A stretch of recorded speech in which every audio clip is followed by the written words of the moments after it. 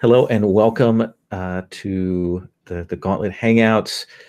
This is Hearts of Wulin podcaster edition, where we have a number of notable podcasters who are playing the final session of 3 for Hearts of Wulin, which is a Powered by the Apocalypse hack to do wuxia romantic melodramatic stories. We have with us Agatha Cheng of Asians Represent. And then we have Sherry Stewart, who is now co-hosting one of the Gauntlet Roundup episodes each month. And then we have Eli Kurtz and Eric Farmer of Jianghu Hustle. All people that are exciting and know things. And their characters are in tremendously awkward positions right now. And so we're going to briefly walk through them, where they're at and what their entanglements are, and whether we need to modify those at all, if any of those need to get rewritten, and what they might want to highlight. And so I've held off doing it in the last 2 sessions. So Sherry, I'm going to call on you first. Tell me, what do you think about your entanglements? Okay, so let's see here. Currently, my entanglements are: I seek my soulmate, a mysterious gentleman with a gentle voice, but my sister, Wandering Moon's face goes dark whenever I mention him. So I've only had glancing time to run into my sister. We did establish that some of them are here, so but we can certainly do you want to change that at all? Oh, let's think about it. I might come back to that later. I still want it to be an entanglement, but I'm not sure quite how to fit it in now. So in the sense of the mysterious gentleman, definitely that, but what's the other side of it? So and then I promised my brother-in-law that I would aid the troublemaker Bursting Crane. So I like the whole aiding Bursting Crane, since she's actually in love with my betrothed, though I haven't picked up on that because it was a very stressful situation. So I think that can work just fine. Okay. Do you want to still have that one highlighted? It's more of a question of what you want your focus to be tonight. Oh, why are you so cruel to me? Let's see here. Well, I think that we have to get to, let's see here. Sadness and pathos. So I should probably switch to the other one, but then I have to shape it correctly. Okay. Well, I will let you work on that. And as I recall, where we left you, you had just met your betrothed, and you were heading off with her and Bursting Crane and this other gentleman who had headed off to take her brother to safety, the Master of Iron and Jade. Not Master of Iron and Jade, but sorry, Dragon Fist Killer, who was there, who seemed a little upset with the other characters that had shown up. So I remember Bursting Crane running away. Oh, that's right. She was going to make it very hard for me to assist her. But yes. Okay. Let's come to Eli and Waiting Heron Yin. I believe we left off with you and Wei sharing a drink, having woken up an innkeep there. Yeah, we were headed in that direction anyway. The last thing that happened was I was weeping my eyes out on a rock by a river because I realized that Bursting Crane loves Sun He, and well, that just stinks a whole lot. And so if we look at your 2 entanglements, I mean, are they still in those same places? Have they changed the dynamic of them at all? I think so. The first one, I love Bursting Crane, who I overlooked for too long. Now she loves Sun He. I think that is still intact. I don't think I love her any less. I'm just agonized about it. And then I unwittingly tried to steal a family spear carried by Glorious Horizon, my friend Wandering Moon's sister. I haven't really met up with Wandering Moon yet, but yeah, I think that is still pretty much intact too. Okay, so we'll definitely get Wandering Moon on the table here tonight, just because she is tied in on those things. Either of those that you like, I definitely want to dig down deeper onto the painful side of this one. Yeah, I think honestly kind of both, because I'm really invested in trying to figure out, who actually stole this spear. And so I will be engaging with that one as much as I can this time. But I also don't just want to abandon this thread with Bursting Crane. If I had to pick between the two of them, I think I'd do the spear, because I see that as my way to like get clear of at least something. Okay. But yeah. Yeah, figuring out who it was who sent you on this mission that put you in this unpleasant position. Exactly. All right. And then Wei comforting his friend, Waiting Heron Yin, at the same time bearing a burden, if I recall correctly. I do. Regarding Waiting Heron. Yeah, my master, Immortal Centipede, has ordered me to kill Waiting Heron Yin.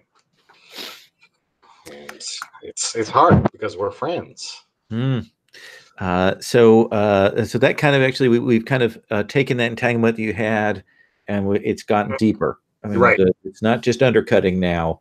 It's full on cutting. Yeah, and Immortal Centipede certainly has suggested that if you can't do it, he has people that will.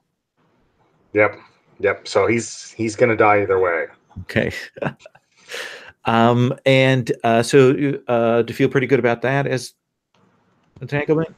I do. I still really like that one, and we've just started touching on it. So yeah, and the other one. So the other one is my brother Jihao and I vie for the attentions of Sun He, despite their indifference to both of us. And I still really like that one. Okay. I don't know that we necessarily have time for both, and so I think I would like to lean into the first one. Okay. I'm all right for like the pains of missed opportunities and all that sort of thing. Plus, I've got to play my tuxedo mask role for absolutely the moon behind you, right? Glorious horizon. Yep. Awesome. And I will mention, so one of the reasons we do this kind of check-in is we've discovered when we do long-term play that there are often changes and when NPCs die, then of course we've had that the necessity of doing that. So that's why we do this check-in early on. Sun He. Okay, so my two, am I roboting, Maddie? No, you're good. Oh. We're listening intently.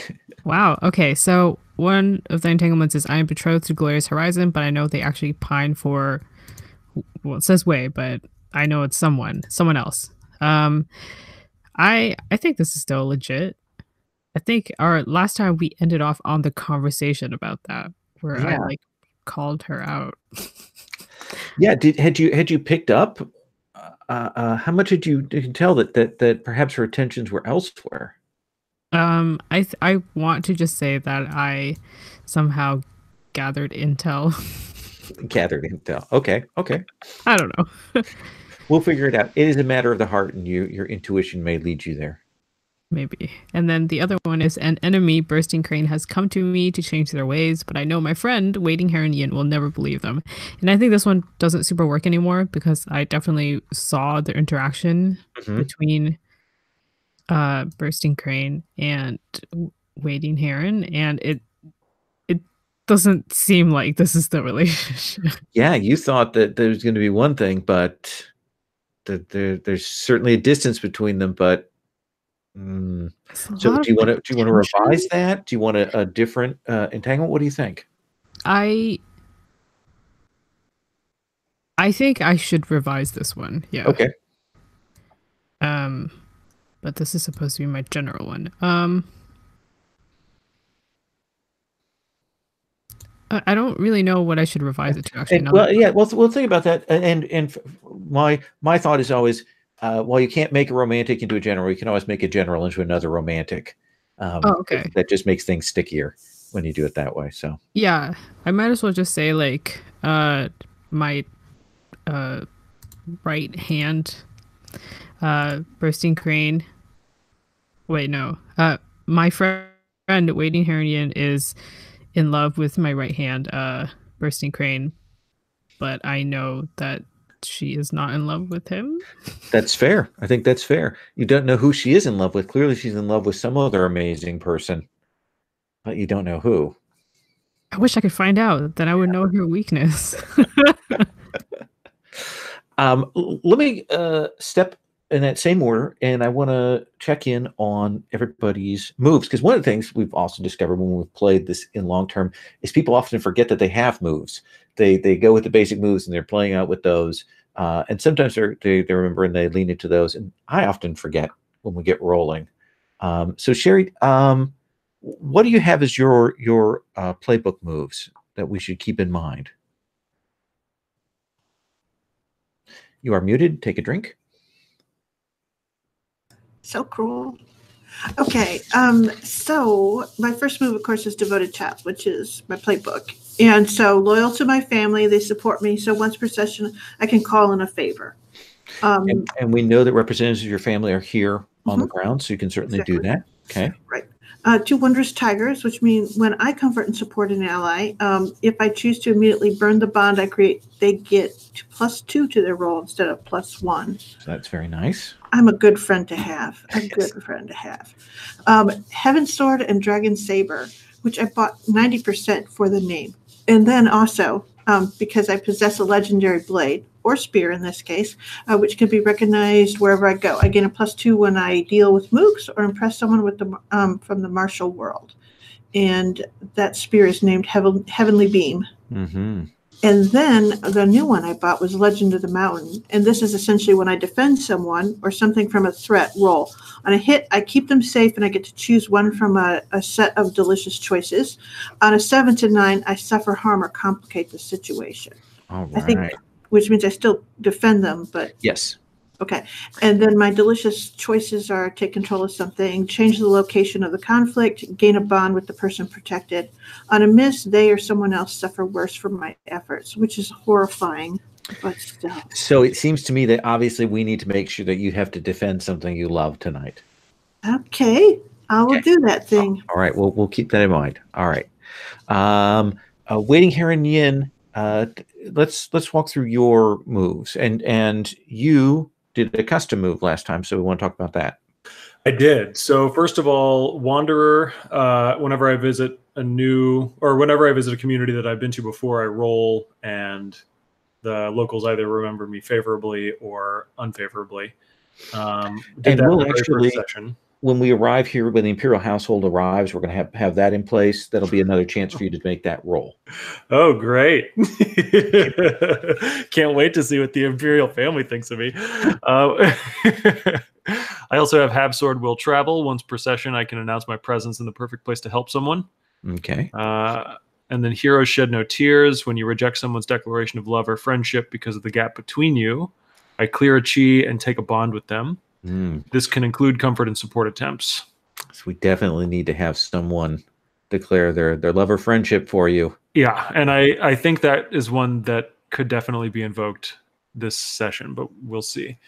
And then finally, the move that I created with your help, Lone Wave's Embrace.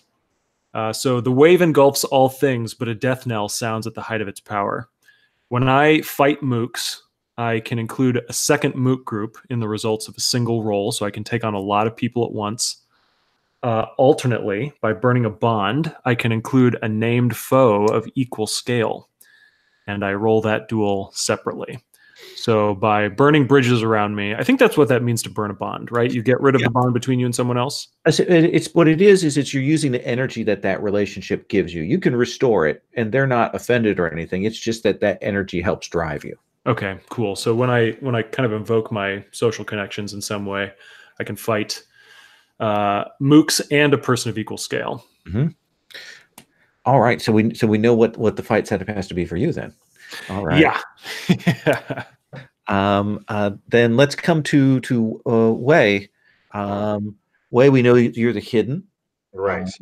You have kept your disguise decently, in spite of the draws that you've had here. Just I've only been tempted to reveal it once, so you know. All right, so my moves are because I'm a hidden. You hide your martial skills, and so let's see. I can basically pretend to be ordinary, unless I don't want to. I actually tell you, I had an interesting thing with a player in this week's game made up a hidden, and rather than pretending to be ordinary, reshaped it so that they completely disguise their style, so they look like a completely different style, and Sure. that's their big thing, is that they're hiding it that way. Sure. It'd be fun to play like a charlatan too, like in the beginning of Return to the 36th Chamber. Mm-hmm. That'd be a fun one too. Yeah. I also have Everlasting Chivalry. I have +1 ongoing when interacting with common Salt of the Earth folk, and so they just regular people like me. His name is Nobody. When you have your character walk alone into a dangerous situation you're aware of, but they aren't, roll and mark XP. On a 10+, something alerts you before your adversaries. So it's just I can walk into a dangerous situation as my normal self. It's the oh, someone sent me a letter to meet them at this spot by myself. I'm sure it's a trap, but yes. I'm still going to go. And then I took, with my last advancement, I took 5 deadly venoms. Oh, okay. Because I couldn't not. You can immediately spot and identify any kind of poison or potion before it's consumed in your presence. If someone has been poisoned, you have +1 forward to treat and heal them with Overcome. Okay. So I figured with all of this poison talk that I should back it up with a move. And you never know. Somebody might try to poison Waiting Heron. Yeah. If I don't get to it first. Excellent. And then Sun Hua. So my moves, aside from the rebel stuff, and we still haven't done that. I mean, you've still got a group of people out there, underlings, who you can call into at your service. I should do that. Oh man. And I have a deadly secret, which is I know the martial world well. When I first meet someone from another faction or group, I may ask about or declare one detail of their reputation or their clan's activities. Mm-hmm. And then the imposter, I can assume a perfect disguise. So if I'm impersonating someone specific, I must have seen them and have their garb. Mm. And then when I might be challenged, I should roll. And then on a hit, my disguise fools them. On a 7 to 9, they have a delayed suspicion. And on a miss, my disguise falls apart at the wrong moment, which is so great. And my favorite target is Usui, the crown prince, aka my cousin. And the one that I just took last time after the advancement is House of Traps, because I am apparently just a snake. So I'm going to go in that direction. Don't pull in that, yeah. Yeah, so this is the one where when I reveal a trap that I've left for someone, I roll, and then so on and so forth. Excellent. And I did drop in images for Dragon Fist Killer and Master of Iron and Jade into the images tab, so there are new pictures in there. I'm sorry, I missed this. Who's Master of Iron and Jade again? That is Wandering Moon's husband. It is, in fact, the person who is Glorious Horizon's mother-in-law, who asked her to look after Bursting Cranes. There's some connection there, oddly enough. Even though he's married to her sister, so very odd. It's all very complicated.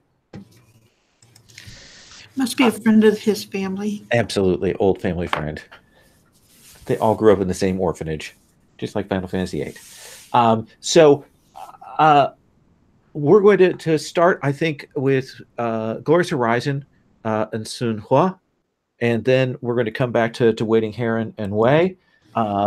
And I would like to assume that a little bit of time has passed, that the imperial household has covered that last half day of travel to arrive at the estate, and the village that's outside it, and those things are getting set up. So, Glorious Horizon, you've been kind of pulled into this, perhaps a little unwillingly, right? I would have liked another 2 days of the life on the road, the excitement of the world of Jianghu, that freedom, but that's fine. This was always where I was supposed to be. It'll be fine. And what do you think of your betrothed? What do you think is in your mind your utmost in mind impression? I think the thing that really struck me was that we had this whole conversation, and it was as if the crown prince were just standing around. And so she must, Sunha must be incredibly important to the crown prince. And so I'm sort of confused about all of this, but I don't know. The royal family is very complicated. I think that's what I'm thinking. Also, I'm very wet. Well, and you're drier now. The time has passed. But you will get a knock, and one of the servants will come and will say, "Your presence is requested." Yes. And as you go through, we can see in the background it's chaos here because they are getting everything set up. They're unloading things. They're getting the household all set. There's all of that. Those people getting things just right in the background. But you will be brought to what's clearly, at least temporarily, set up as kind of regal chambers here. And the servant will open the door and gesture for you to go in. I do. And you will see the crown prince. All right. I will bow very low. Oh, no. And he kind of does the, no, please. You're soon to be family. Please, rise. And I will rise, and then I'll bow again, because, you got to be safe about these things. Come and please sit and join me. And he gestures to a breakfast and tea service that has been set out there. All right. And I will do as he says. So, how was your travel here? She goes, that was quite enjoyable, actually. I got to travel the roads myself, and of course I've trained all my life to be able to take care of myself and to meet the world bravely. And so it was really the first time outside of my father's estates to see that world. It was bigger and dirtier than I expected. You're trained in the martial arts as well? Oh, yes. Wow. I know that my cousin is, but my father has kept me away from other women. The only other one I've met is your sister, Wandering Moon. Oh, she's lovely, isn't she? She's very nice. She spoke very highly. But didn't do justice to her description of you. And she goes, "You are very kind." No. So eat, please. I had to prepare something I think you'll love, and you can tell that this is a very this is a very fancy breakfast. Everything has been laid out just so he's clearly gone and asked for the best eggs and everything to be prepared by the personal chef. All right. So I will very slowly and very carefully engage in the meal, but I did want to make a study move to see if he actually does have any martial training. Why don't you make a study move? What do you want to roll with? I don't know. What's the best out of depth option that I have? Let's see here. How about Earth? Okay. Focus presence. Oh no, that's -1. That's horrible. That's a horrible one, but you could roll it. Why not? I would not object. No. All right, let's roll with -1. So I'm going to roll the 2 dice under the Glorious Horizon title. Oh, it could have been beautiful, but it's a 6. Now, do you want to burn a bond? Let's see here. I guess that my life depends on it in some ways, doesn't it? You could certainly burn your faction bond because you need to be certain about this. Yeah, they've trained me all this time. It's important that I not embarrass myself in this moment. So, do you have a question or do you want to make a statement?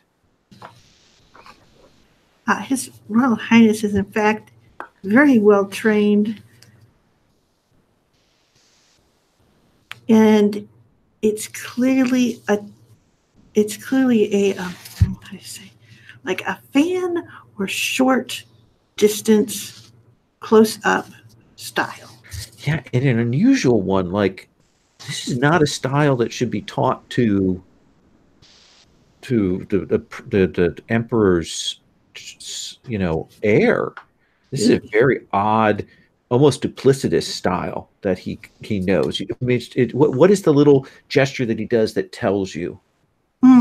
It's the flick when he goes to take his sleeve out of his way to reach for the tea, and it's too precise and too, like, it's too perfect, and it's too, and he's clearly the wrists are very strong. And he will certainly chat with you. He clearly wants to know more about you. Really wants to get to know you. All right. I'm going to cut away from you. So, Yes. so what are you doing when one of your little household informants comes scurrying up to you? What are you engaged in? I am. I just sent off a pigeon that clearly has a very small thing tied to its leg because I am rallying my peeps. Yeah, you know that they are sequestered around the household and so on. You that message will go to their cell leader. And what are you telling them to do? Oh, I'm rallying people that are in the city. Oh. Not. Oh. So the people that are part of the court, not my actual posse. Okay. So do you think this is your rebel move then? Yes. Okay. Is it set up for this, or do you have something you particularly want them to do right this second? Actually,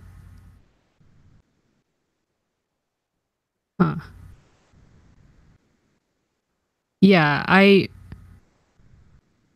have the plan is to expose my cousin as a fraud. He's probably not a fraud, but that's what I want to do. Okay. So you will have to meet with them later, but they will begin getting those pieces together, what you have told them to gather, the evidence. Yes. To that effect. Yeah. Should I roll? No, we'll roll when you go to talk to them, and then we'll see how well that rolls out. That's fair.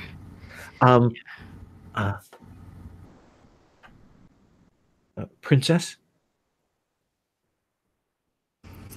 I'm like still standing by the window, but I'm clearly listening.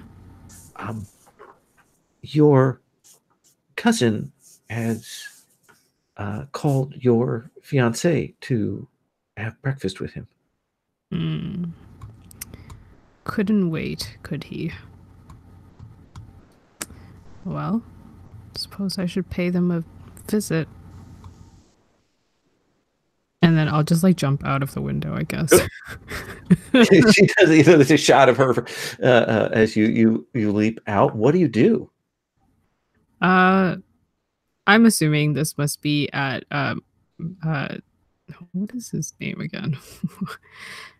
I keep forgetting my cousin's name. It must be at his favorite like courtyard within his like quarters. It's not the I think last time it was the peach blossoms. This is where like I don't know. It's like a different kind Okay. of flowers. I think there's like a lot of ponds and then that kind of flowers. So they're in a room. It kind of opens out onto this pond garden area. Yeah, it's a pavilion there as well. And when you head over there, I assume you do your usual thing of going up high, or are you charging through? How are you approaching? Yeah, I don't feel like dealing with, I don't know, the servants that are gonna be like taking above my time, so I just kind of like arrive. Okay. You can arrive there, but you will also see, watching this happening, sort of hidden away on the rooftop, you will see Dragonfist Killer is sort of up there and watching. All right. Huh. You could easily go past him and go down and not indicate that you've seen him, or you could engage with him or something else. Yeah, I think I will actually. It's like I was like on one of those like fence, like the walls surrounding this area, and then I was gonna jump down, and then I spot him, and then instead I'll just stroll over on the wall to him. Maybe I'll take out my fan and start fanning myself. And there is a bit where he turns and he's trying to be stoic, but you're very quiet. Your footsteps are light, and you can see his eyes narrow, like you're quieter than he thought you should have been. And he will say, "Princess." Dragonfist Killer. Sorry. I'll try to keep a straight face when I say that next time. It's a nice view. No flowers yet. It's not the season. But the waters, you know, they thaw amazingly beautifully at this time. As I understand it, the beauty of this place is what draws the emperor here for this summer court. It is truly magnificent. Are you looking at my fiance? Because that's very rude.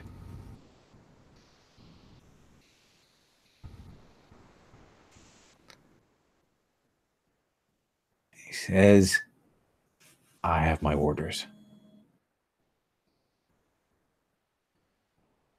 To watch my fiance?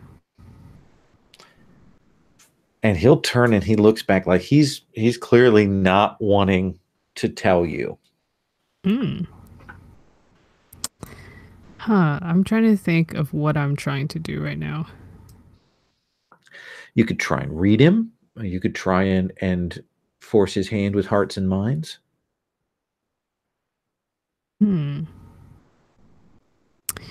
Yeah, I think I'm hearts and minds-ing him right now. All right. So what would you do that with? How are you putting this pressure on him?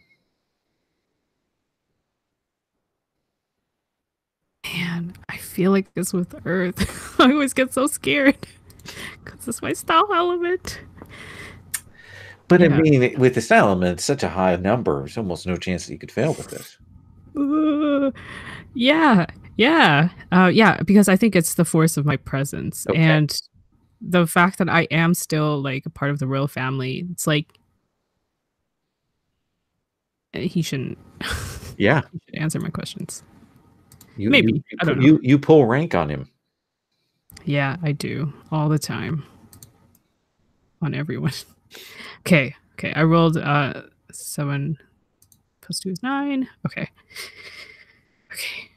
So what? You have a 9. So on a 9. So do you want to burn a bond to get the full story from him, or he's going to have a chance to choose to otherwise react? Sure, I'm gonna spend my I'm gonna burn my bond with the Crown Prince because really, that's what I'm actually asking, and I think we both know that. He says, your father received a report, a piece of information that made him suspicious of the intents of your fiancée, Glorious Horizon. They suggest that she has, how do I put this? Has been seen in the presence of a mysterious masked figure who wishes ill for the Empire. Oh, that. Oh, that guy. And I think there's like a moment where I actually do look pretty disappointed because I thought I was gonna get some like juicy info, and I kind of like crouch down on the wall, like I don't know, like the way that people sometimes like crouch by the side of the roads in China, and just like totally not in a good kind of posture. I'm just like, man, all right. He says,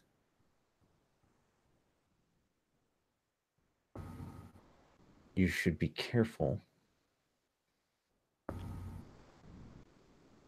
because there are some who might use this as a pretext against you.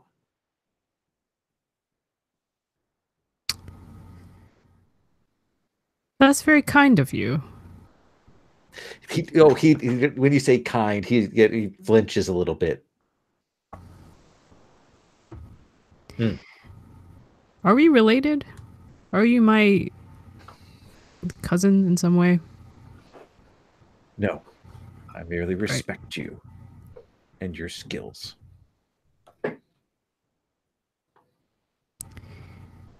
Well, I will return the favor by saying you should be careful of. And then I look back at the garden. Sure, my fiance, why not? But also, whoever she talks to in cold weather. It clearly takes him a second. He's not a poet at all, so he's like, okay. Oh, okay. Yeah, and then I'm like, I'm not sure if he got it, and then I like really like make like head motions towards my cousin. Go. I'm going to cut away from that. How late did Yin and Wei drink? Did they break off in time to be in good shape for the last leg of this journey? Oh no. No, absolutely not. So yeah. I'm late for whatever the morning plans were with the family and the court and all of that kind of stuff, and stubble grown out. And where are you when your brother finds you? I mean, I think are we both passed out at some poor like wine cellars? I think so. Yeah. I found that the top of the table was actually really comfortable, and I just sprawled out there. And we in the background we see your brother speaking with an innkeep, and he hands the innkeep some coins, and then the innkeep says something else, and he hands the innkeep some more coins. And he comes over and he shakes you. Wei, brother. And I do like the big like comedy wake up that's got a little too much kung fu in it, and I'm like, oh brother, Is it time for breakfast? It is past the time for breakfast. You missed. You must come with me. Oh. Mother has been asking where you are. The court is getting set up, and we have things we must do. And I see my sleeping friend Wei, and I like reach into my purse, right, to get some coins out for the innkeeper, and I go, make sure my friend has a good breakfast, and I like put like way too many coins on the table, you know.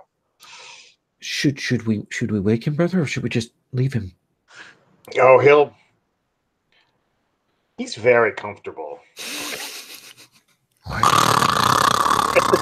Yes, we should definitely leave him. What is the thing that you have to do this morning? Like, you have a task way that you have to carry out in your civilian identity. Right. A small one or a big one or a short one, long one. What is that task that you have to now rush to get to do? I think there was somebody that like I'm dealing with some like business stuff for my father or for my parents, right? And like I was the one who was supposed to like sort of take this on as like the next generation, right? To like do this deal and make sure that like that our interests are like being upheld where we are and that sort of thing. And so like this is really bad because I'm gonna roll in hungover and like kind of disheveled to what's essentially like a business meeting. Yeah.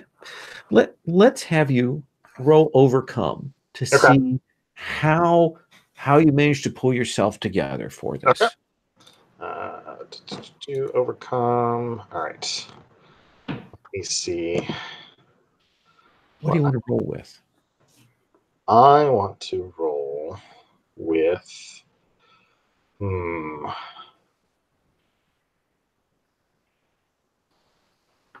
probably, let's see. I think metal. I think I'll do metal. That makes sense. Yeah. To try to like kind of pull myself back together and to like get myself like put back into the persona of like a responsible person.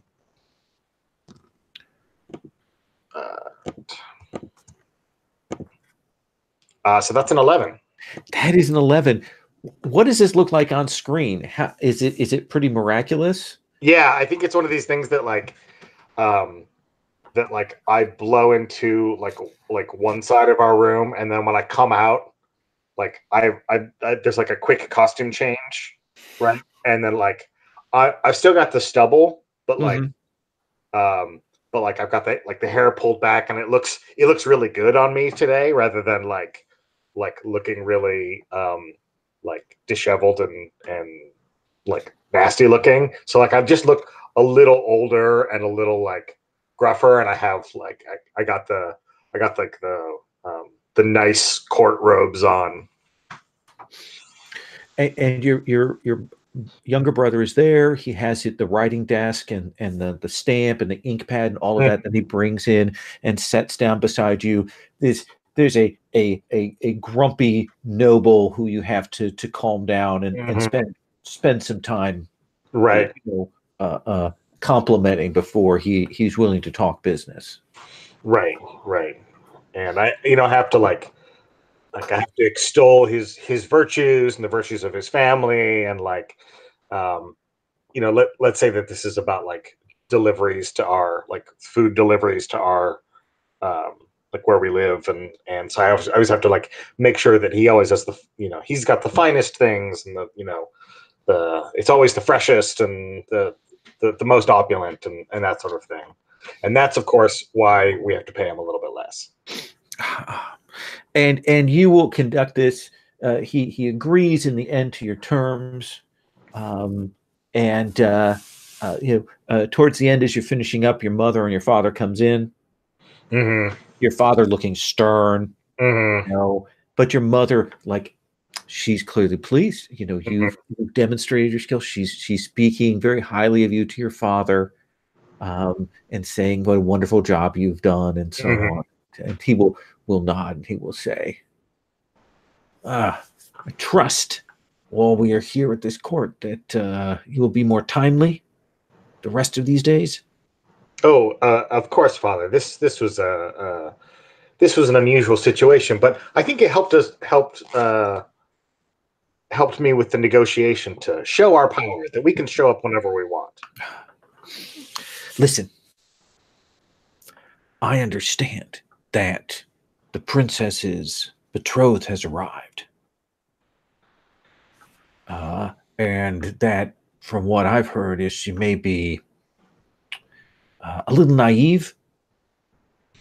If we could have someone, you know, like yourself, to help her orient herself to matters and affairs in the castle, that would be an excellent opportunity for us. Yes, I can see how that would be a big help. And I think I'm not. Do I know that like Glorious Horizon is, or is this one of these things that it's going to be like kind of a funny scene when we get together? You tell me. I think it's more funny that I don't know. Like, I think I'm a little bit like, yeah, because you were watching that interaction at a distance last time, right? Okay. Yeah. And so I don't know that they're betrothed. Yes. Right. So if you would seek her out and offer any and all assistance before someone else gets their clutches into her. You're right. Speed is of the essence, Father. I'll go immediately, and I like shoot a look at Jianghu, and it's like, you know, and being like just sort of like bragging a little bit, like I'm gonna go to the palace, and you know, I'm gonna see Sunha, and yeah, once he realizes that's what's coming, his brow will cloud a little. Picks up the thing, gets to go and drink all night. He goes off a little miffed. Yep. I'm going to cut from you back to waiting Heron Yin. When this person kicks the table out from under your sleeping face, are you already awake, or do you hit the floor? Oh yeah, I fall right onto the floor. There's, you know, like a cup that flies up into the air or something like that. And then I kind of struggle up to my feet, or at least I think I do, but really it's like I'm on one knee and my other foot's on the ground, and I reach for my sword, but I actually grab it the wrong way. And so I'm holding my scabbard without the sword in it anymore. The sword is like on the ground next to me, and I'm like,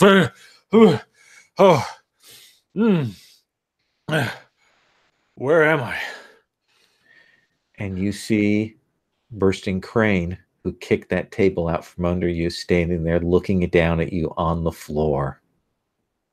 Your scabbard out, still wet on one side of your face. And she just, the look of absolute disappointment in her face. Oh, Bursting Crane. Oh, and like the memories of the previous night are flooding back to him, and he doesn't remember much of it. He remembers being really upset. He remembers that much of it at least, but then things got progressively fuzzy as the night went on, and he knows that at some point in the hangout with Wei, they really laid their feelings out about a variety of things, but he's having a really difficult time remembering specifically what was said and like if there was any advice offered or anything like that. So he's just kind of looking up at her, and he's like, what are you doing here? I came to see how you were. No, I mean, what are the lashing waves doing here? I don't think you have any right to ask that anymore.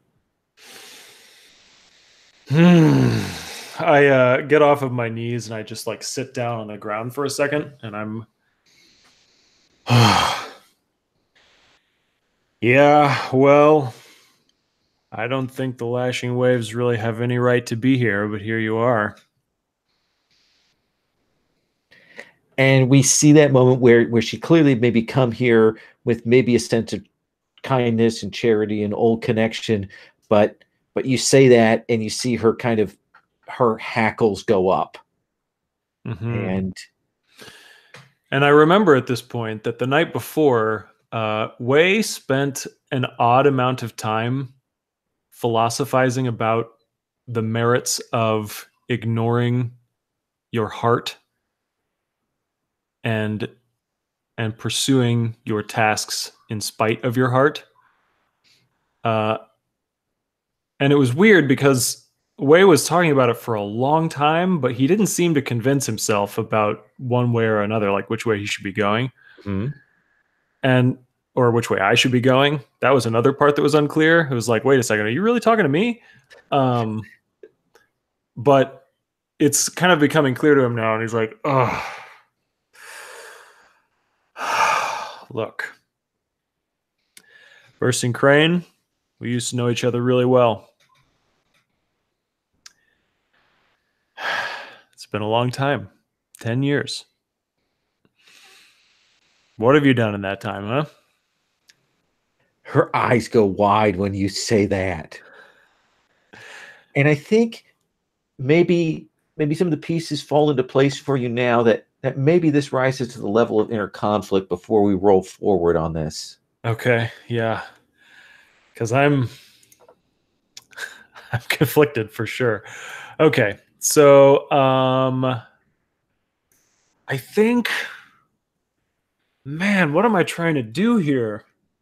Are you trying to drive her away? Are you trying to just keep yourself together to stand in her presence, or something else? I mean, the thing is, I'm really hungover, and it's hard to decide what I'm doing with myself. So I think I have two goals that I'm trying to pursue at the same time. At the one hand, I'm trying to like get my life in order, and that means that I have to figure out some stuff about this spear. But then right in front of me here is this opportunity,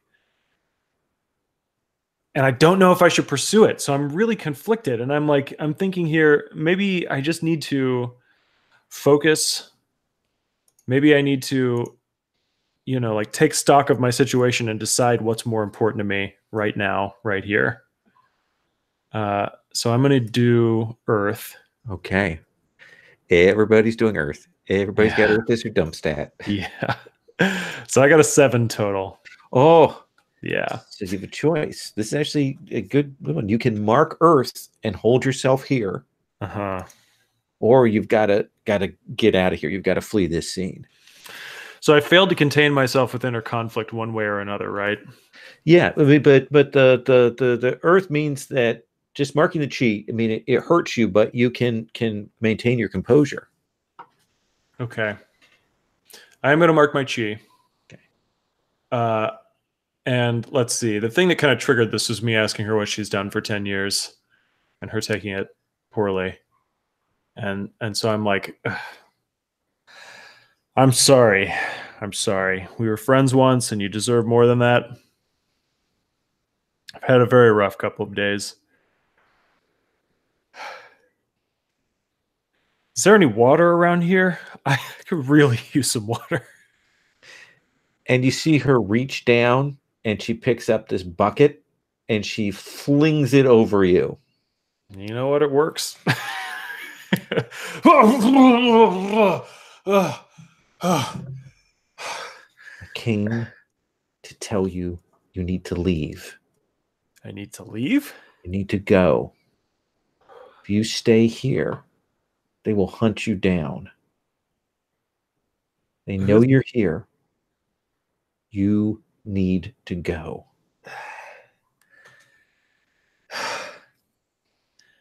If I go, then I have no chance to redeem myself.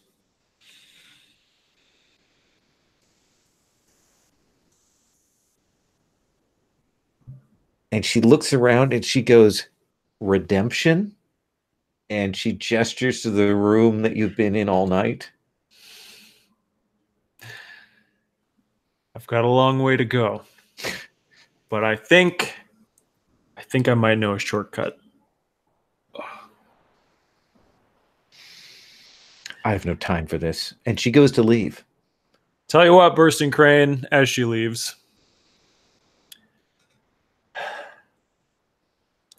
I'll try and stay out of your way.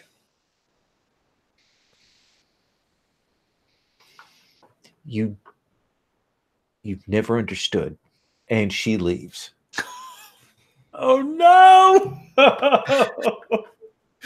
Oh, clearly I have not. Oh God, I think in that moment, Bursting Crane leaves, and Waiting Heron is just like, Innkeep, hair of the dog. Yes, sir. Yes, brings that over to you. There was much coin left behind to keep you as intoxicated as you wish to be today.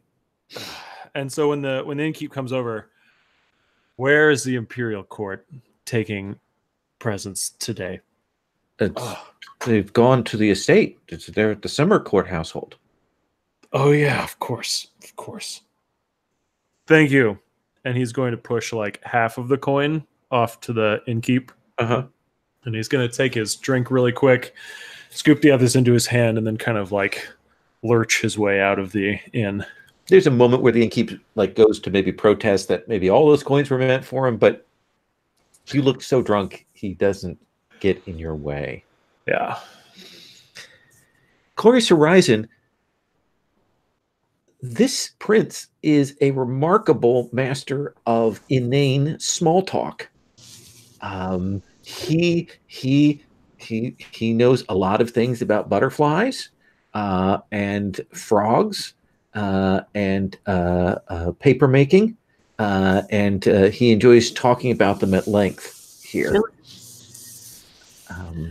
And so let me ask, kind of cut a little bit because we may bring these two scenes together. Is there at some point, Sun Hua, do you intrude on this scene? Yes. Okay. Good. You should have seen her eyes glaze about 14 minutes. Yeah, well, apparently I was talking horticulture with Dragon Fist Killer. But I'm here.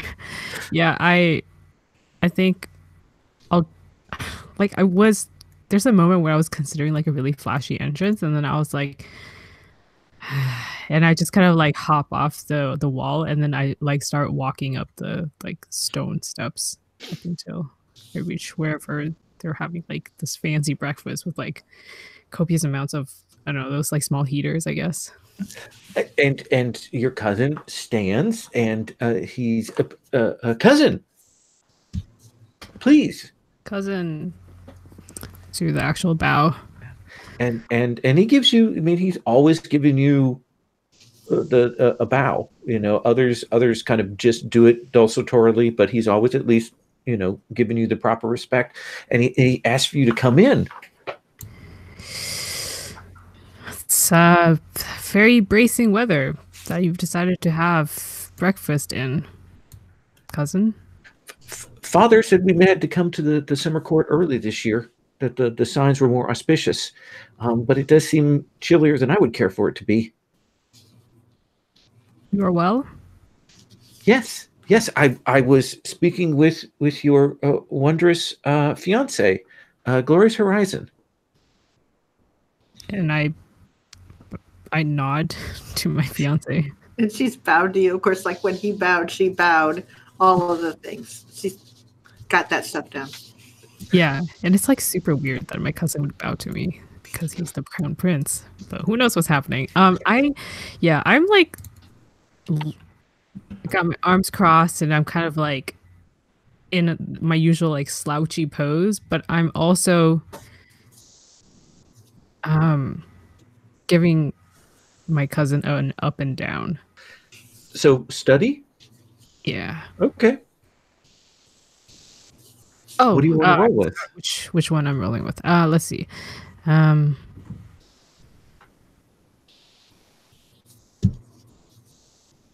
think I'm rolling with water Okay. because it's my awareness. Yeah. Okay. And I rolled a 4.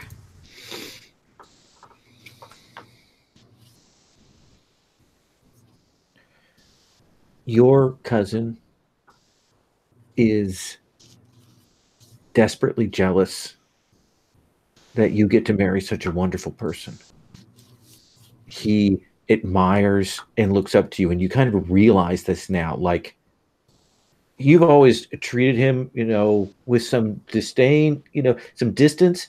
And it's kind of in this moment you realize how trapped he is in the duties and things, and how tightly controlled it is, and how seeing you kind of have some freedom in the palace has just been this thing that he's seen at a distance, and now you have this fiance, and he knows he's going to be wed off to someone completely uninteresting at his father's behest, and that's why he's taking the opportunity here to speak to your cousin, to Glorious Horizon. And why don't you mark that stat for me? Yeah, and I'm also gonna I don't think I hide the fact that I'm giving him that up and down. Is everything all right? And I'm gonna turn around to look at Glorious Horizon.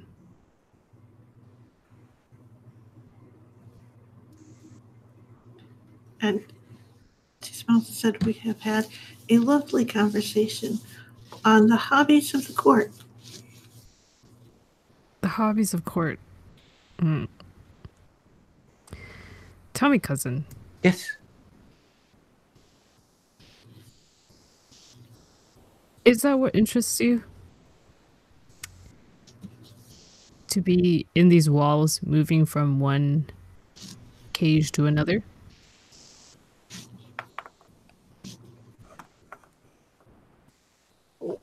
I don't quite follow what you mean.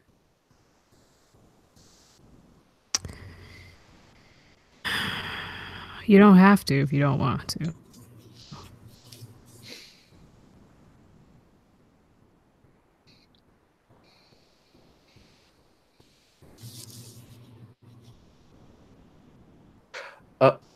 No, I don't understand what you mean. No, I can help you if you want. I think that's Hearts and Minds. Yeah, it is. I'm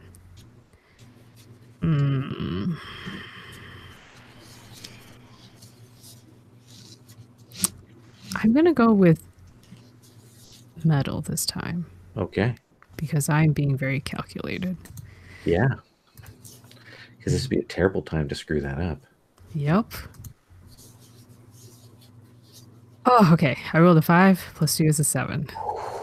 Just made it. I think that he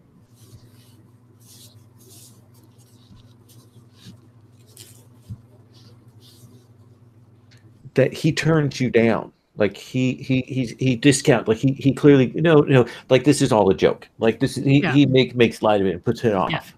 Yeah. But you can see that seed is in his head, and you can see that he's thinking about how his father has treated him, and you can see that you have started that alienation of him and his father. Yes. And he will say, "You should take your fiance and show her around." Yes, I shall. And then I'm gonna reach down and grab a handful of whatever kind of pastry is on the table, and then shake out a handkerchief and just wrap it. Shall we? And I bow, and she doesn't let the prince see it, but she looks mightily relieved. Do I see it? Yes. I wink at you. And she blushes. And as she will turn and bow very deeply to the prince. Yeah, I make my usual bow, and we stroll off around these frozen ponds. Do you want time to do a little scene between you two, or do you want me to bring Wei into collision here? I would very much like a conversation with my fiance. Actually, Okay, then let's do that scene, and then we'll bring Wei in as the break. Yeah, as soon as Beautiful ice is just starting to thaw. Mm. Flowers on that. It's cold. Your breath is showing a little bit in the air here. I have convinced you of what? That you could give your cousin his freedom. She believes in you. Oh, dear. You're going to find out, and that's terribly misplaced. No one should trust me. I think like as soon as we're out of earshot of all the various servants, and like there's probably like one who's like following a little closer, and I just like shoo them away. Like, why even bother following me? How are you finding life in the courts? She goes, it's a little more complicated than I quite imagined, but perhaps it is too forward, but I would prefer to be absolutely truthful with you in all things. I think that would... And she goes, do you really mean to free your cousin of this set of obligations? Of course I do. I only Why would I ask... say it? And she sort of stops and goes, because though he hides it very well, he is in fact an accomplished fighter. Oh, I turned like fully to look at you. Is he now? Oh, yes. I'm not certain what his style is, but it's close in, and it's meant to be hidden. So I don't think that he's entirely as Helpless? a creature of the court as he appears to pretend to be. But my goodness, can he be boring? I mean, it's just sort of stuff that goes, I mean, he has a deep grasp of the courtly skills I have not spent as much of my time on, so I am unable to appreciate them. I will attempt to remediate that.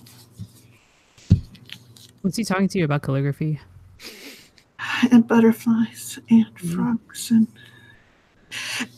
some other things that would otherwise be lovely in one or two sentences, but perhaps. You know, he used to memorize scrolls so that he could bring them up in conversation with people. That's what he used to do. Well, that's very good to know. I suppose I will no longer be worried about anything aside from ensuring his safety afterwards. Speaking of which, do you enjoy courtly intrigue? No, but I have your back.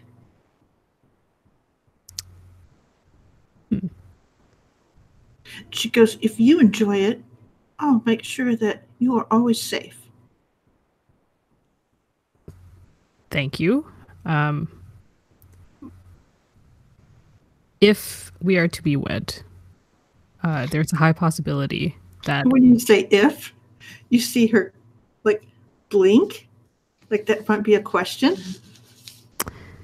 There's a high possibility that you will face a lot of danger, and that even your great martial prowess will not save you from.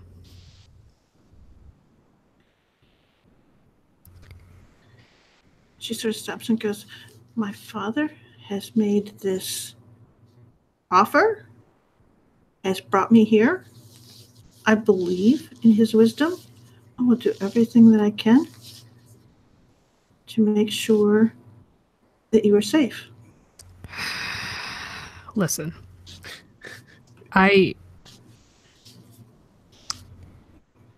have heard that there is someone who you desire, and I would like you If you want to take that opportunity and do what you will, because these grounds, they're covered in frost now, but soon they shall be soaked with blood.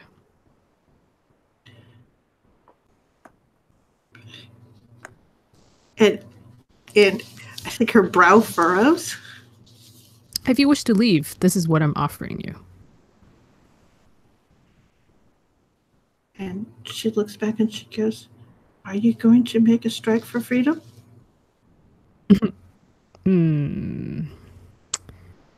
Sure.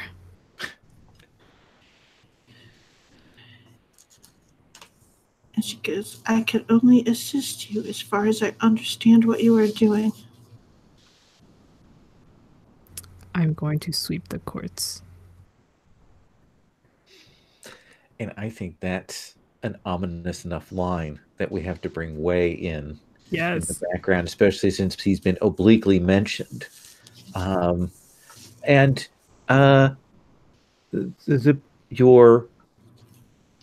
brought in. You have connections in the court, and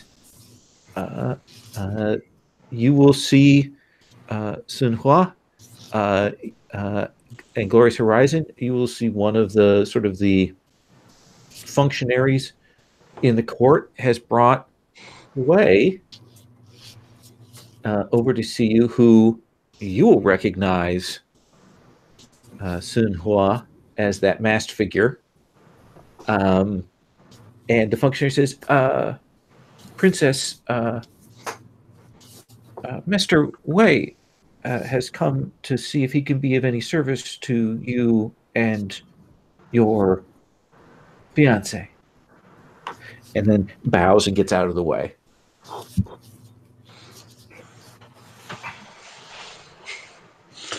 And I say, like, greetings, princess, from my father, and I give the name and that sort of, kind of do the bona fides, but like I'm looking right at Sun He, and then I look at Glorious Horizon, and I sort of take in that, like, oh. And they're like somewhere during my introduction that there's like a bit of a stammer, and then I like catch myself and continue on with my little introduction about how I'm here to do what I can and to introduce Glorious Horizon to court and all of that kind of stuff. But there's a little bit of a hiccup in the middle of it. Yeah, and I think she has gasped when she first starts to talk, and she's been looking at the ground since then. So, but I was masked. Remember when we met? But it's your voice she knows. Oh, right. Something familiar there. Yeah. I mean, so, what do you say? Well, I'm looking at I'm looking at my fiance, and I would like to know if my fiance is having an internal freak out. Do you think this rises to the level of interconflict for you, Glorious Horizon, before we, and so that we might see what? Gosh, that's a good question. Because all of this stuff has happened. Is this the thing? But your duty is to Sun Hua. I know. Now you're confronted by this. So yes, I definitely think this is interconflict. Yeah, because she's like, "Oh, and you can be with him," and she's like, "No, I'll be with you." So she's made all these promises, and it's confusing. All right, it's all her martial training didn't set her up for this. I think I will go with passion, right?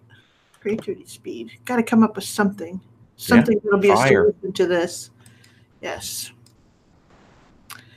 Here we go. Oh.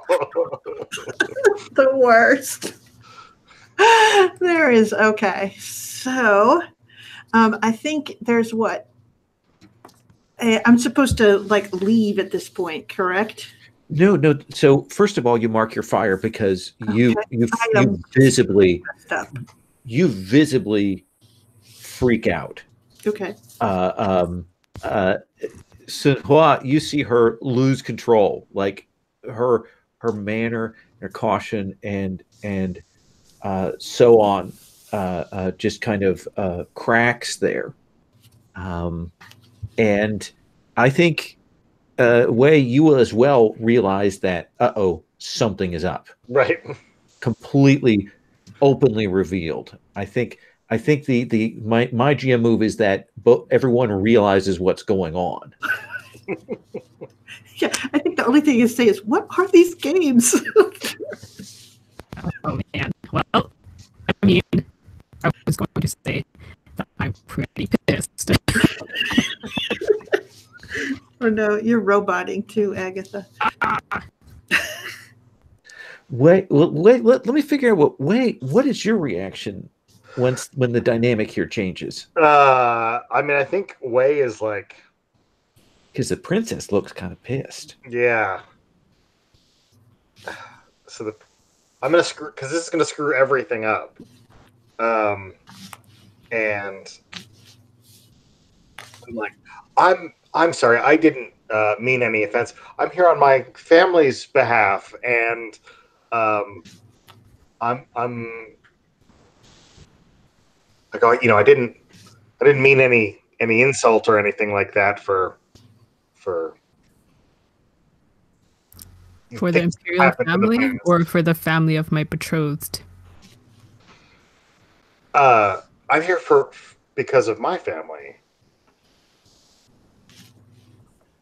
And I'm looking over at you, Glorious Horizon. Yeah, and I think she is like sort of trying to figure out what's going on, because you had said that thing about she could go be with this person and then he's here, and it seems like a really weird setup, and she's kind of backing away a little bit, I think, is what you've got. Mm-hmm.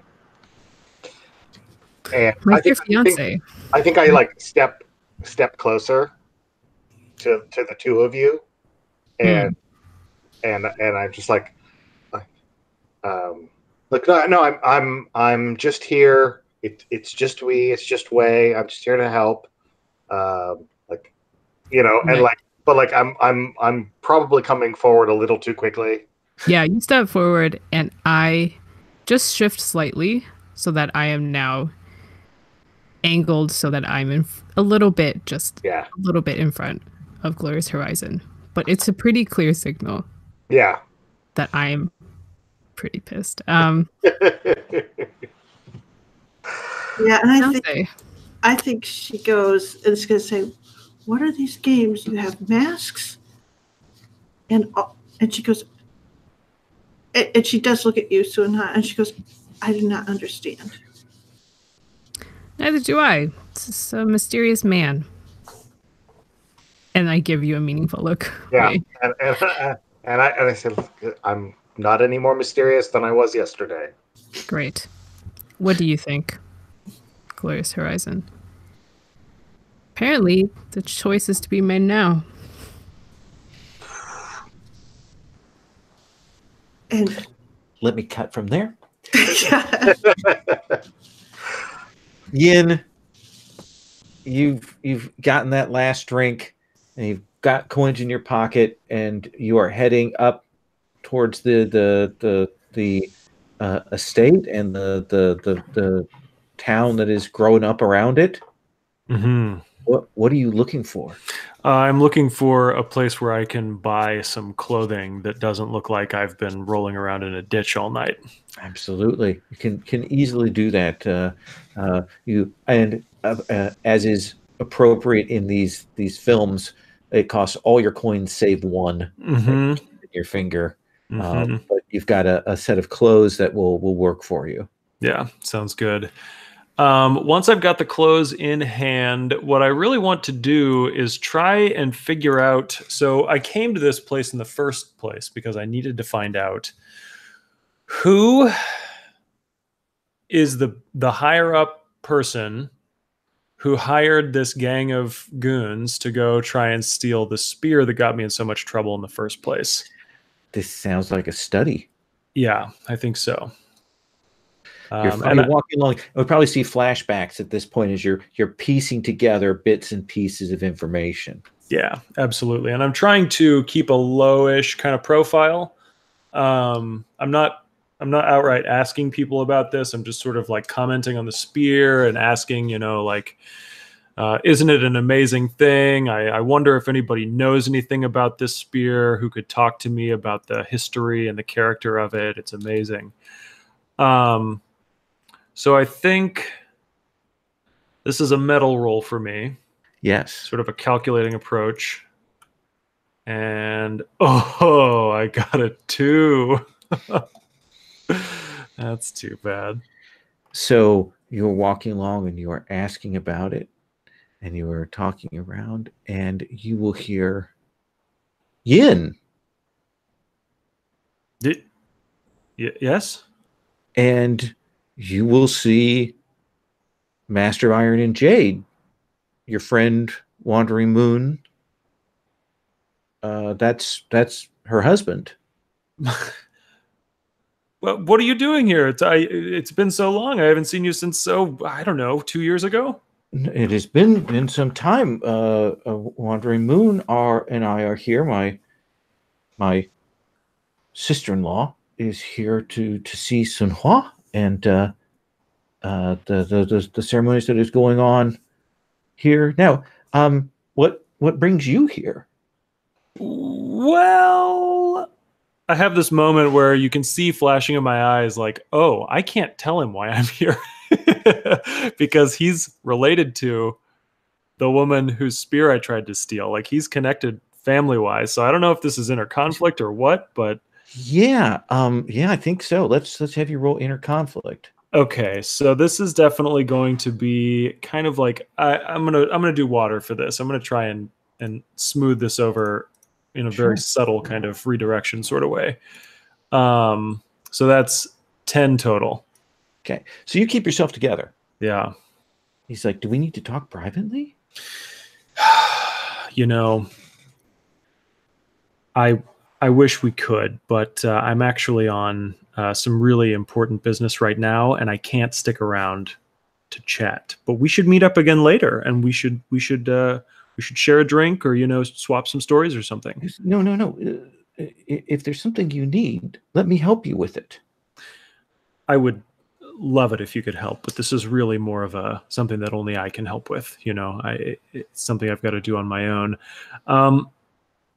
Tell you what, though, okay. This is not really about what I'm here to do today, but you've reminded me. I feel I've heard a lot of sort of disturbing rumors circling around your family. Nothing that your family's done, but I hear that you have enemies and they're trying to do some bad things. Have you heard these? Like what?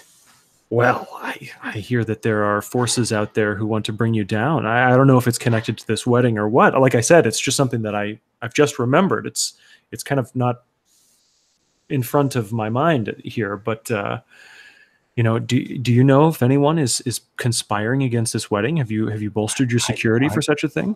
There were some concerns and so on. Oh. Yeah, well, look, if you know something, let me get you into the palace.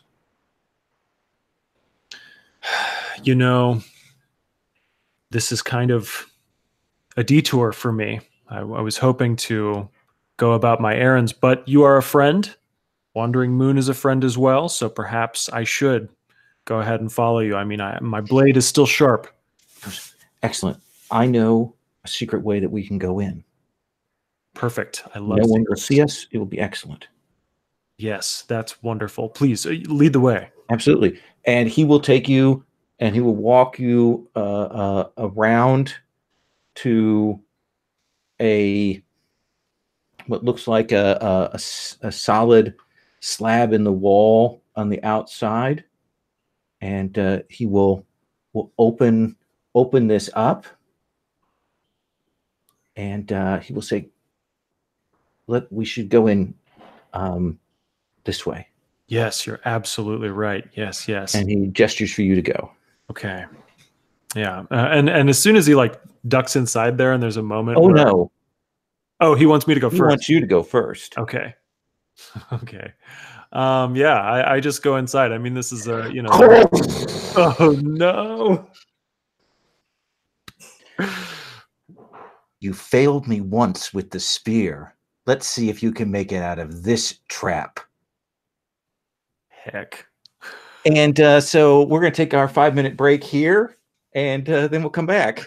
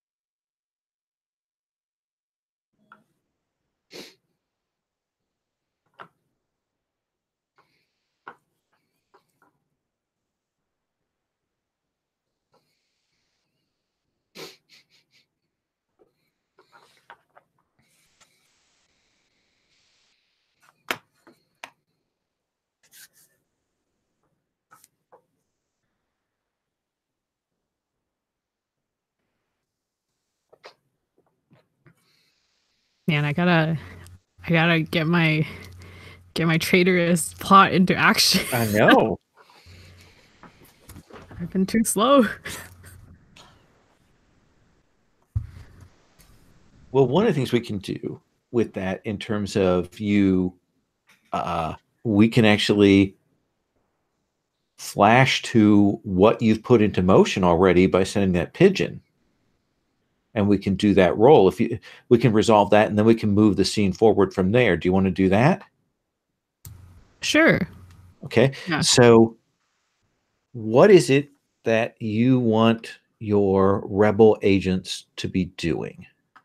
I wanted, so some of them are like people who are in the court, and they are going to present a series of evidence that points to the fact that the crown prince is not in fact of imperial blood, not related to the emperor, not related to the whatever empress, anything. Okay. No relations to the imperial bloodline.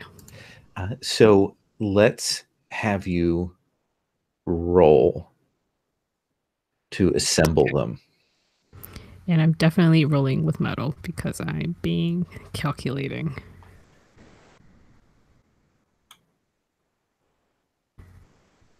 Ooh, okay, it's an 8. That is an 8. So you can get them, but you have to choose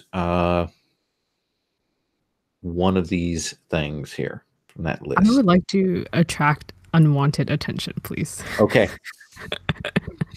So even as this conversation is going on, there are a set of people that have brought this information to the emperor. And so that is happening right now. And it's kind of created some chaos in the palace. So as the three of you are talking, I think both Wei, you, and Sunhua are probably understand the rhythms of the palace. You understand the rhythms of the court, how things sound, how people move, and you can tell when something's happening. Like there's some uproar that has arisen. Oh, I turn to my fiance and says, "There's no time to decide. The wheels have turned, and I'm going to jump away." And I'm assuming. Okay, so she takes off. Sunhua takes off. What do you do, Glorious Horizon? Well, if I weren't muted, you would have heard me say, "And I follow her." Okay.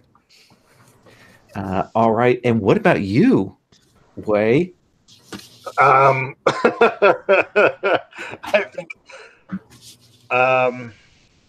think it's time for me to get my disguise on. Okay. And start sneaking around the palace and trying to figure out what's going on. All right. I'm actually going to kind of do reverse order. And I am going to start with Wei and then come to the pair of you. Wei, does this seem like a study move? Yeah, I think so. Okay. Why don't you go ahead and do that and make that roll? Okay. Let me just get to my character here. I'm going to tempt fate here, and I'm going to roll with wood. Okay. I'm curious, which is a -1.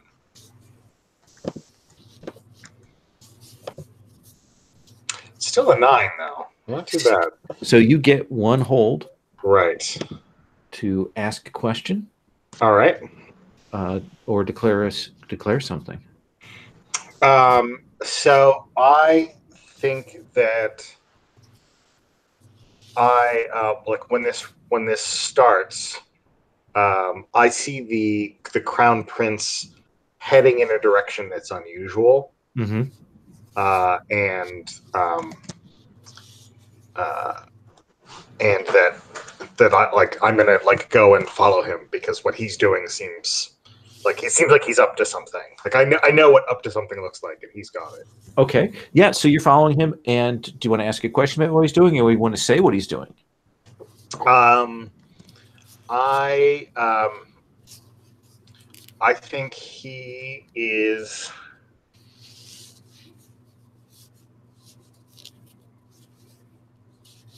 I think you see him draw a like a long like stiletto kind of thing, and he puts it up. He puts it up under his sleeve, and you see, and he goes to like where the emperor is. Okay. Clearly, he's got some plans. All right, and you know poison, Mm-hmm. and you can tell it's poisoned. Oh yeah. So while all this is going down, and the scene is shifting and everything, what are you doing, Sun Hua?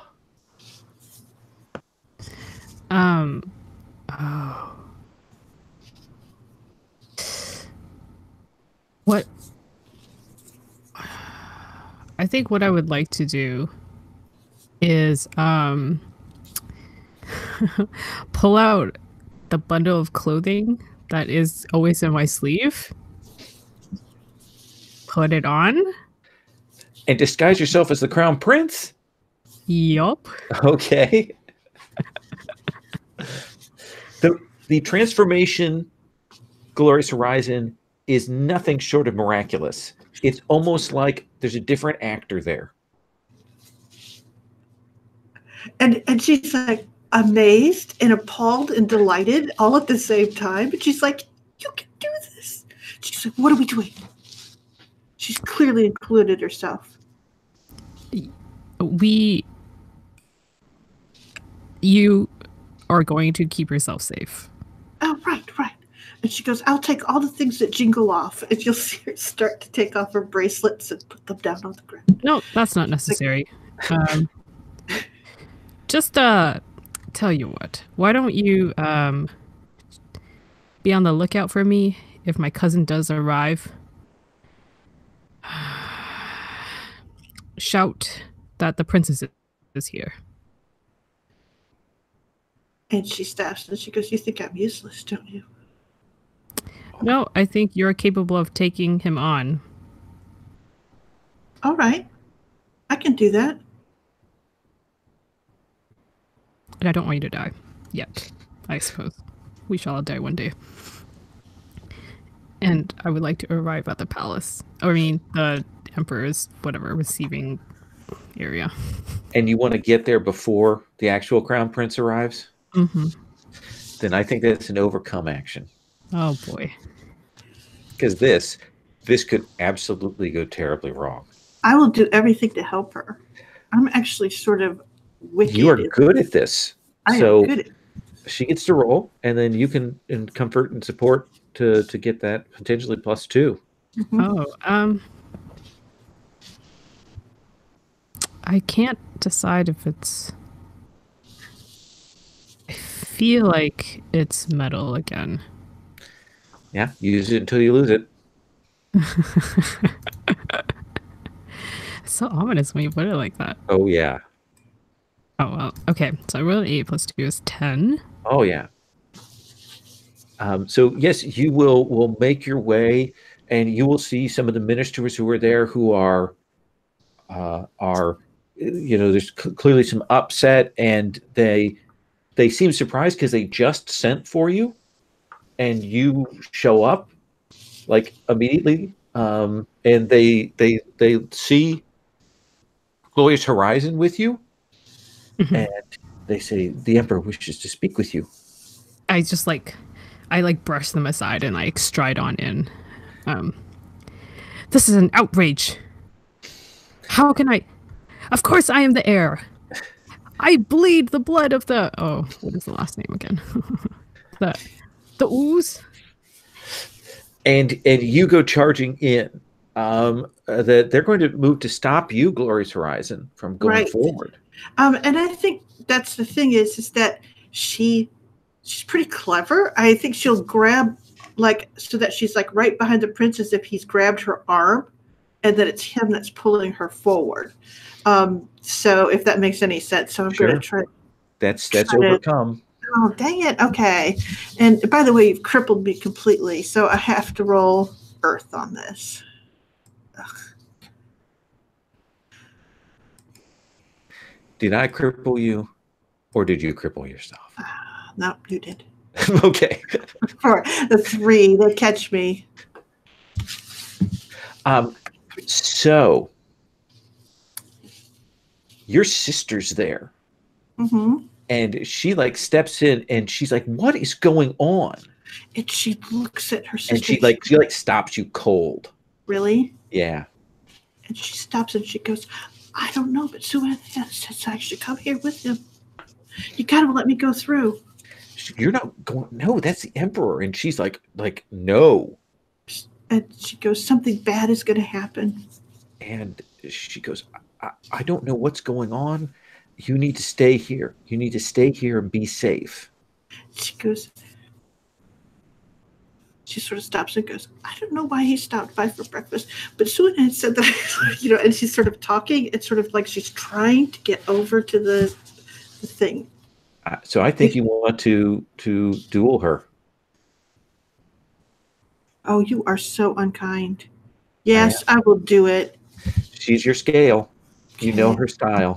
You know how she's trained. All right. Geez, same thing. All right, here we go. It is the sweetest, sisterliest over duel. Quiet. No one can tell that you're fighting. No. Okay, 8 plus 2 is 10. So what do we see on screen? What happens in this sort of, it's almost like you're kind of talking, swirling around and animatedly. Oh yeah, exactly. And it's almost like, it almost looks like my sister that sweeps me past them. And she's just, there's a certain point at which as we get close to these courtiers and stuff, that it actually like, I've got complete control of what she's doing. And I just sort of, not frog march her, but I march her across there and then it makes it look like she's pushed me to the door to guard it. Okay. And then kind of do that thing where the last hit kind of pushes her back a few steps. Exactly. Okay. With a warning look. So right now, we see Sun Hua in playing the prince to the hilt. We see you guarding the door. We see in the distance, we get a shot of the crown prince coming with Wei following behind, and then we cut to the gauntlet. Tell me, Waiting Heron Yin. This is our classic gauntlet. We've probably seen you get through the first 2 trials. What are the first 2 trials that you have to get through in that classic House of Traps kind of way? Let's see here. So it starts off with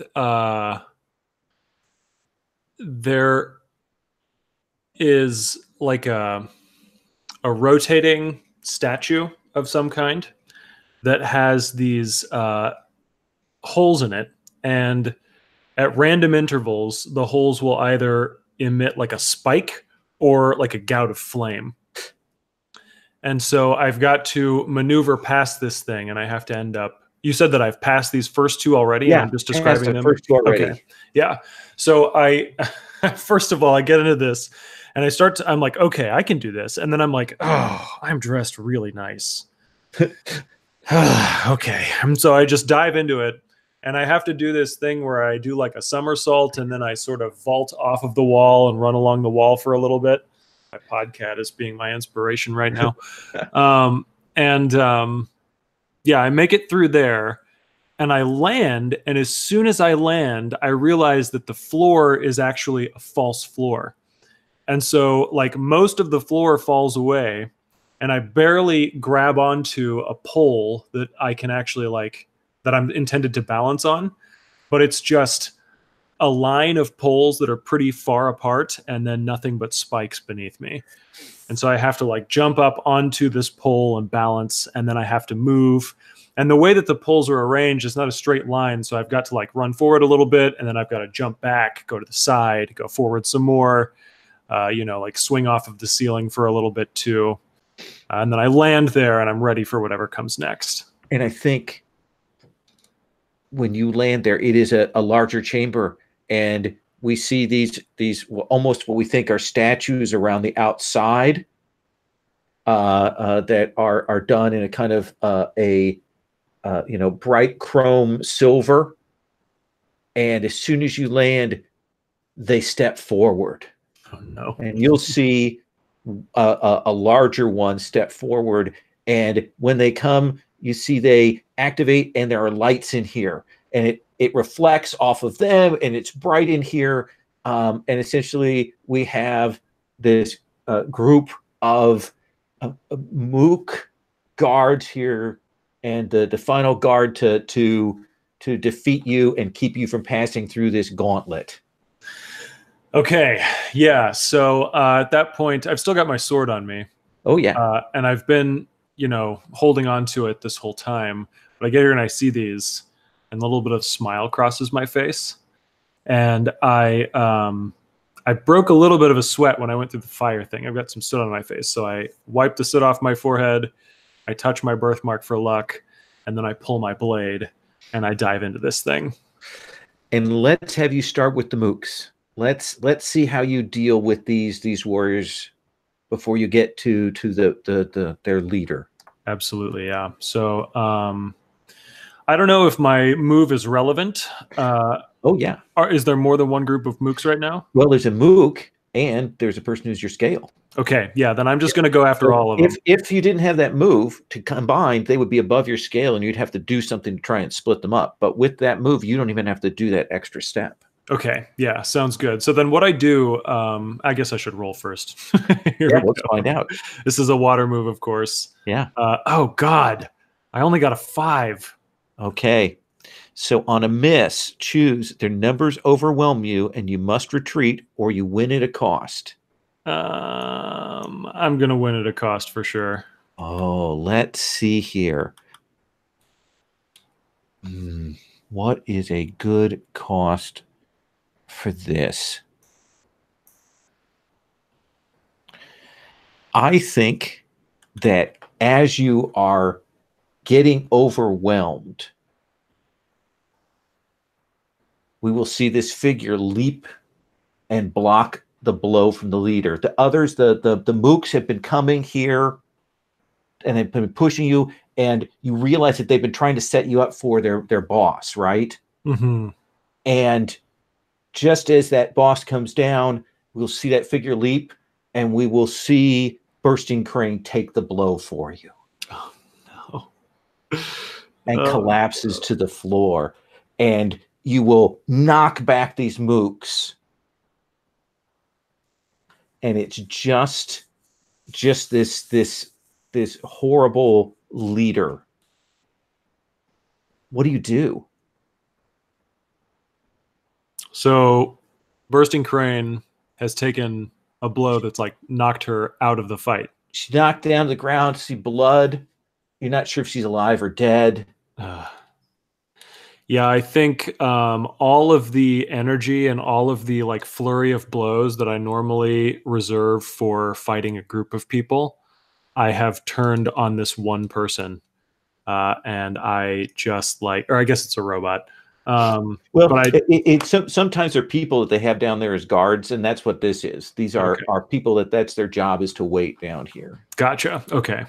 Yeah, in that case, then I'm going to duel this guy for sure. Yeah, he is. And I think I shout out something like, "Of all tragedies under heaven, why did you visit this upon me?" And then I dive after him. Let's have you roll duel. Okay. That's much better. That's an 11, 12, 13 total. Tell me how you defeat him. Yeah. Normally, I'm kind of a playful person, I might you know, toy with him a little while first. But in this case, I run at him, and his skill is of a scale with mine.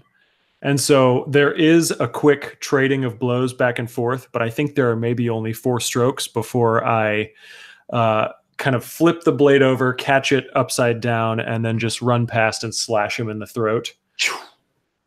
And he will drop, and you'll turn back and you realize, thank God you did that quickly, that fast, because Bursting Crane is injured, but she still lives. Mm-hmm. Yeah. So I rush to her side. I fall to my knees. I kind of pick her up, hold her in my arms. Bursting Crane, Bursting Crane. Why did you leave? The lashing waves, they were unworthy of anyone's support. They are corrupt. Was I unworthy? No, but you wouldn't come with me. And we'll cut even as she starts. I mean, she's still alive, but she is fading out of consciousness. Wei, it looks to you like the Crown Prince is going to make his way, possibly to try and assassinate the Emperor.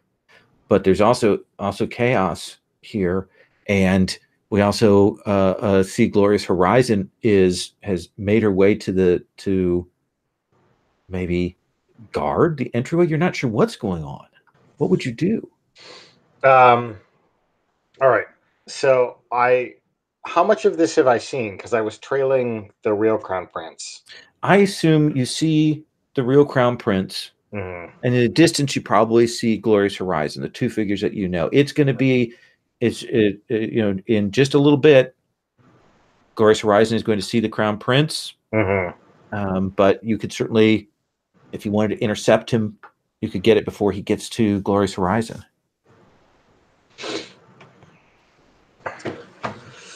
Yeah. Or something else. Let's see. I think so. Like when, before the Crown Prince approaches, at some point a dart shoots out and it pins his sleeve to the wall, in time for Glorious Horizon to notice the other Crown Prince. Let's have you roll Overcome. Sure. Because now we're in where things could go terribly, very badly. That sounds great. All right. And I am going to use. I'm going to use fire. I'm going to risk it. Risk my style. And that's an 8. That is an 8. So I think you will pin him. But we will also see drop down into frame next to you. We see the Dragon Fist Killer. And he's like, at last, you. And he's clearly squaring off to fight you. The prince is pinned, though. Right. So, Glorious Horizon, you see the prince coming, but then the prince gets his sleeve caught on something and doesn't move forward. What do you do?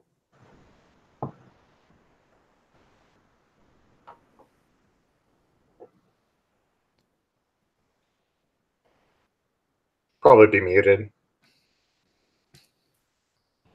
She points to him and she shouts, "Pretender!" With all the courtiers there. And then she rushes towards him. And you want to try and keep him safe? Yes. Then let's have you roll Legend of the Mountain here. Okay. I guess that goes with my fighting style. That's kind of what it is. You can use your fighting style, yes. You don't have to. Okay. Well, it makes sense, though. Okay, so we do it. 6, 7, 8, or 5, 6, 7. So 7. 7. So when you defend something, on a hit, you keep them safe and choose 1. On a 7 and 9, you suffer harm or complicate the situation. So what is it that you want to have happen? I think he thinks that I'm going to attack him. So I take whatever blow, because I'm actually expecting that. And I go, this is it. She's taking the blood on his hands. You can be free, or you can retreat, and you will be the emperor. So essentially, you have him kind of locked up and forcing him to face this decision. Right. You have to mark the chi that you rolled with because you took that wound. Yeah. So the Dragon Fist Killer is facing Wei. You're out there with the prince. We'll probably see a shot of Yin running through the last of these trap caverns with Crane. And then we cut to the false emperor. One question. May I take wounded instead of my fighting style? Yes, you may. All right. I will do that. This is what you have trained for, Sunhua, right? Yep. I'm the false crown prince. I stride in and what do I say? Father, I cannot believe that you have set me up for this. I have done everything that you requested of me, everything that you demanded of me. I have lived as your puppet, and yet you deny me of my birthright? Let's have you roll the imposter first. Oh, that is fair. Let me see. What am I rolling with?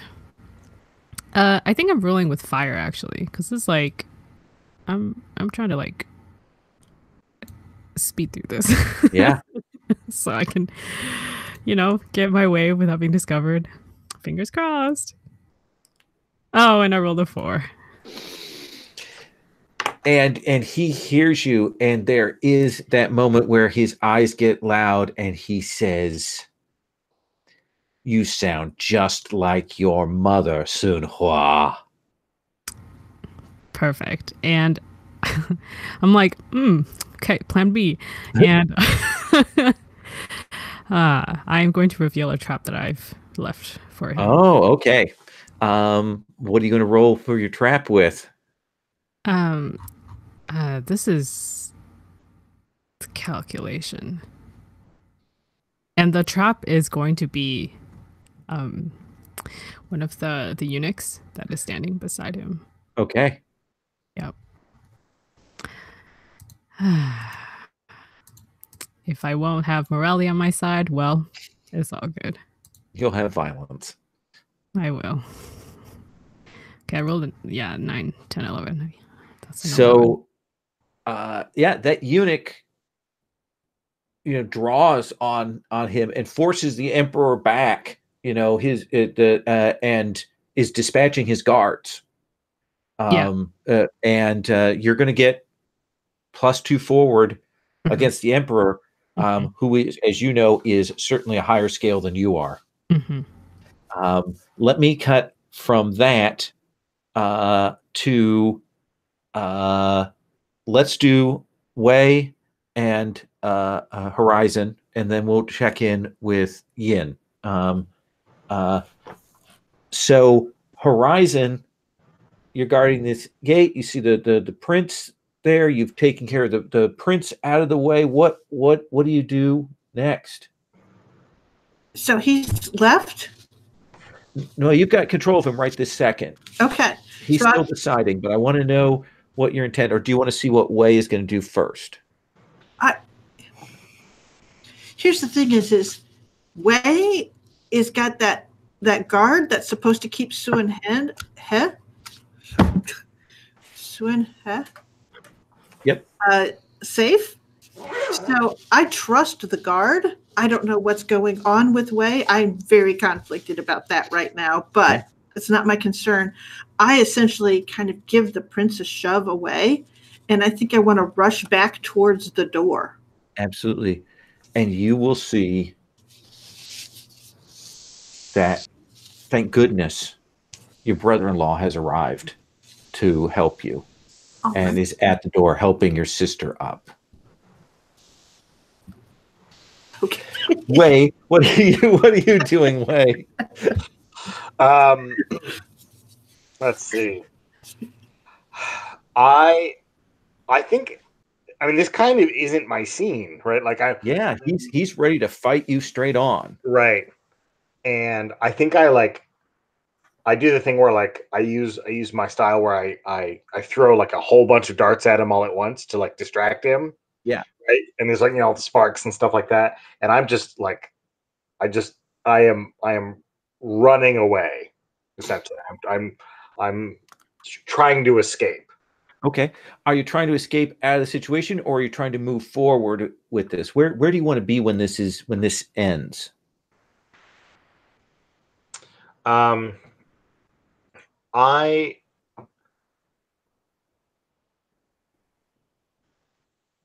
This whole like Sun-He Glorious Horizon thing is really complicated. But I think if something happens to Glorious Horizon and Sun-He, like my family's going to be really upset. So I think I need to like go and try to figure out what's going on there. Okay. So let's have you roll overcome. Okay. Which stat do I want to use? Let's use Earth. Just +0. That's a 9. So I think you will get out of Dragon Fist Killer's clutches. He's not particularly like he's not like an actual fighter, right? Clever. He's real basic, and so when you go and you move away, he's has trouble following, especially because there's this crowd running around with all this chaos. But you will land, and you will see Glorious Horizon. You will see Master of Iron and Jade there, who is but you also see Immortal Centipede is there. And it looks like maybe he knows Master of Iron and Jade.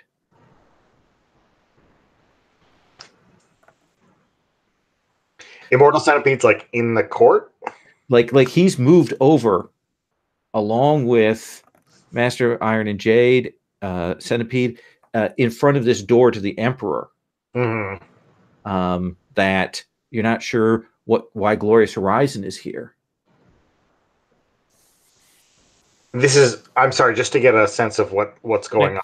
Imagine that the court. Okay, go ahead. This is there's all kinds of chaos now. There's been fighting. There's rumors spreading around. This is in the doorways outside where the Emperor is at. In that space before it, that's where we see Glorious Horizon, who has just pushed the real prince off and away. And these two people who, for those of the home audience knows, are evil. Right. So I am going to try to like jump down and take Glorious Horizon's hand and see if I can like escape with her and like get her out of this situation, because this is insanely dangerous for her. So I will have you drop down. Yeah. And that's where we're going to cut that, because we'll figure out, because that may be, in fact, be a PvP moment.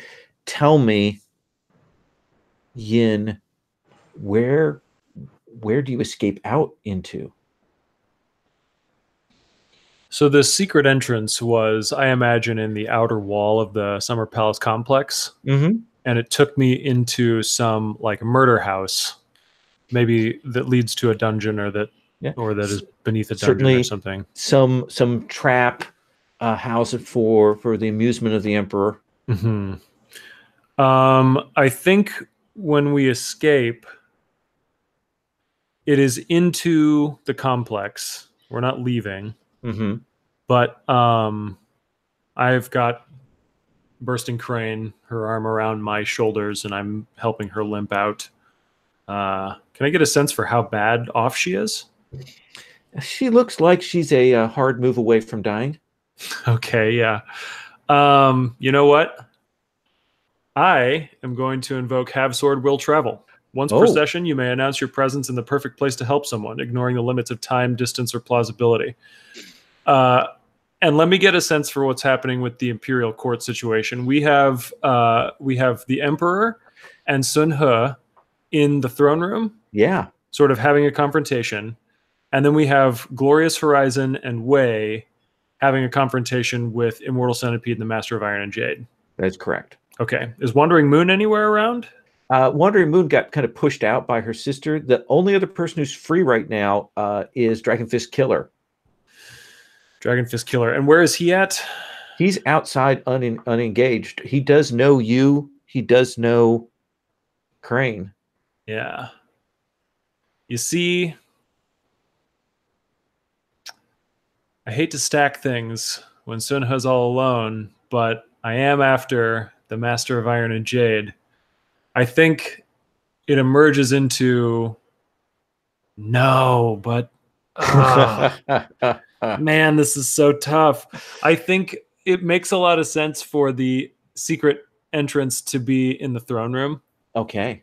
I think that's what it's got to be. And you will I'm gonna take Agatha's thing, and I'm gonna come out right behind the throne. Come out right behind the throne, and the bodies have hit the floor. Mm-hmm. Like there are guards dead all over the place, and assassins, and we see the Emperor has his saber out. It gleams with light. It is a ancient weapon handed down, and he is facing down with. I don't think the disguise is so intact now, but the Emperor is going to fight you right now. Okay. You're going to fight me or no? Okay. No, I'm looking at Sun Hua. Okay. Okay. So, my question is, if he's above my scale, is there anything I could do last minute to counter that, or nah? I'm cool with either. So right now, your choices are: if we maybe had, you need to get somebody in here to help you to even that scale, and that's a possibility. But right now, facing him down as you are, your choice is to fight him or flee. Okay. Well, I randomly see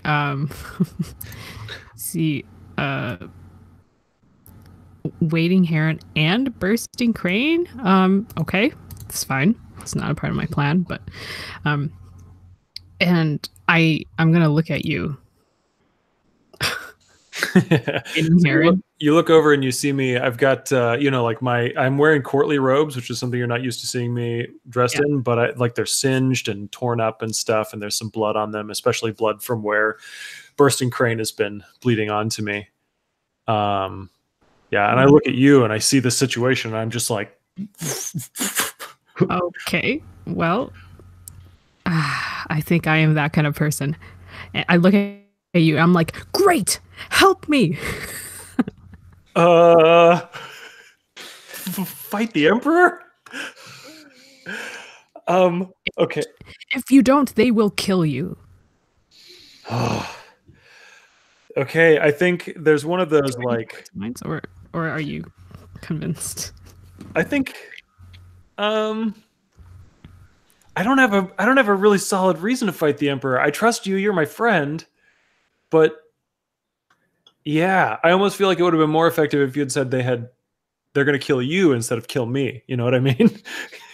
Right. I don't think that way. I think everyone cares only about themselves. Sure, right. Sure. So maybe Hearts and Minds. Yeah, let's see the Hearts and Minds. Cool. Let's see if you can convince someone to betray the Emperor. Yeah. What am I using?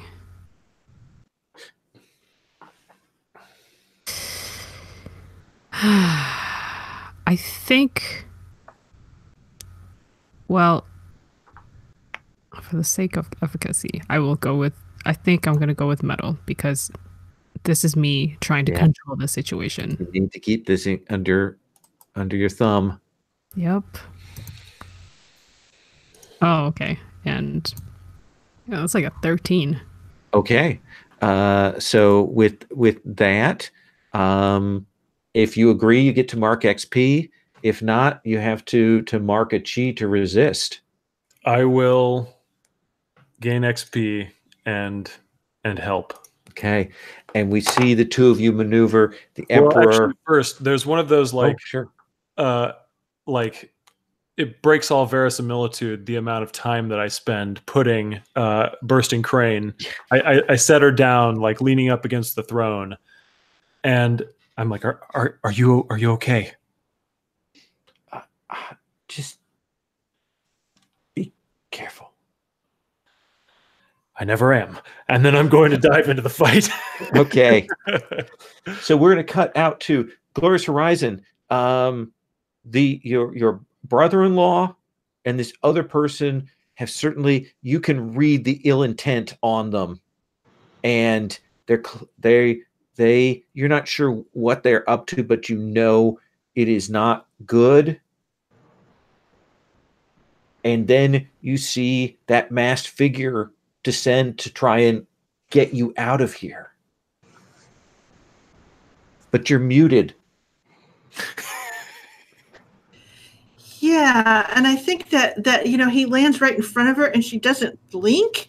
She sort of pulls her spear out. She does the uncapping right in front of his face, and then essentially the back thing, and she sort of steps to the side, and she's got her weapon out.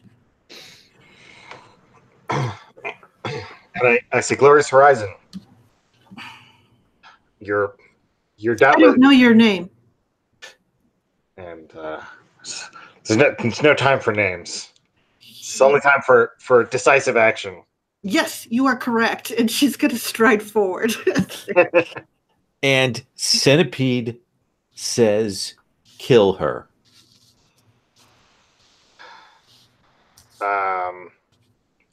And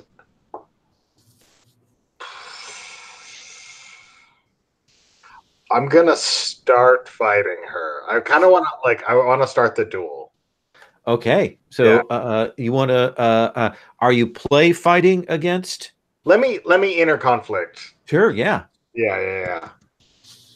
All right, and that'll help me figure out whether I'm play fighting or whether I'm.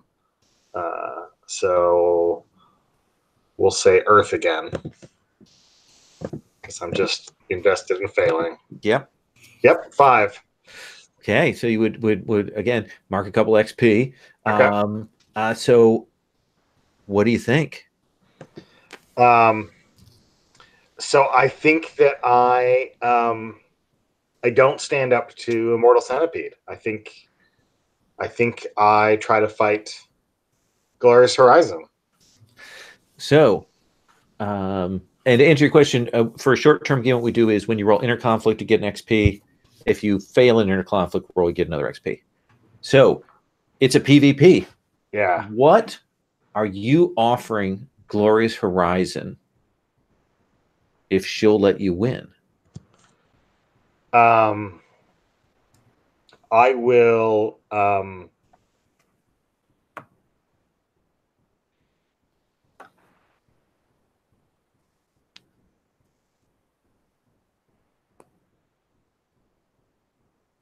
I'll make sure that she gets out of this scene safely.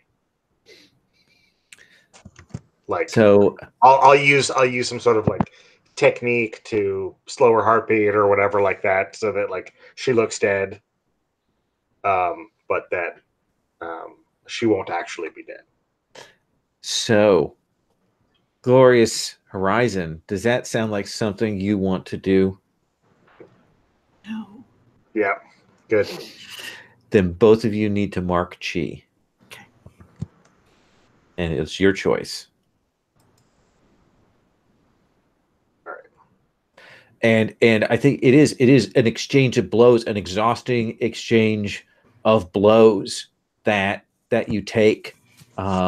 and fighting, and Centipede looks pleased because you are actually fighting her. And yes, sister is right back in there, and everyone's ignoring her. I'm the devoted child. I don't know how involved my sister is, but I'm going to call upon my family to even the odds here a little bit. Okay. Because I bear the family spear. Then I think we see your sister appear kind of out of nowhere, and we see your brother-in-law, his eyes go wide as he sprouts a sword through his midsection. And you see Centipede look like, oh, wait, as his partner goes down. And she's killed her beloved husband for you. All right. We'll come back to that horror show in a moment. So here's how this generally works. Eli, the way we do this is you are helping Sun Hua to even the scale. You are helping to get her on a scale to be able to fight the Emperor.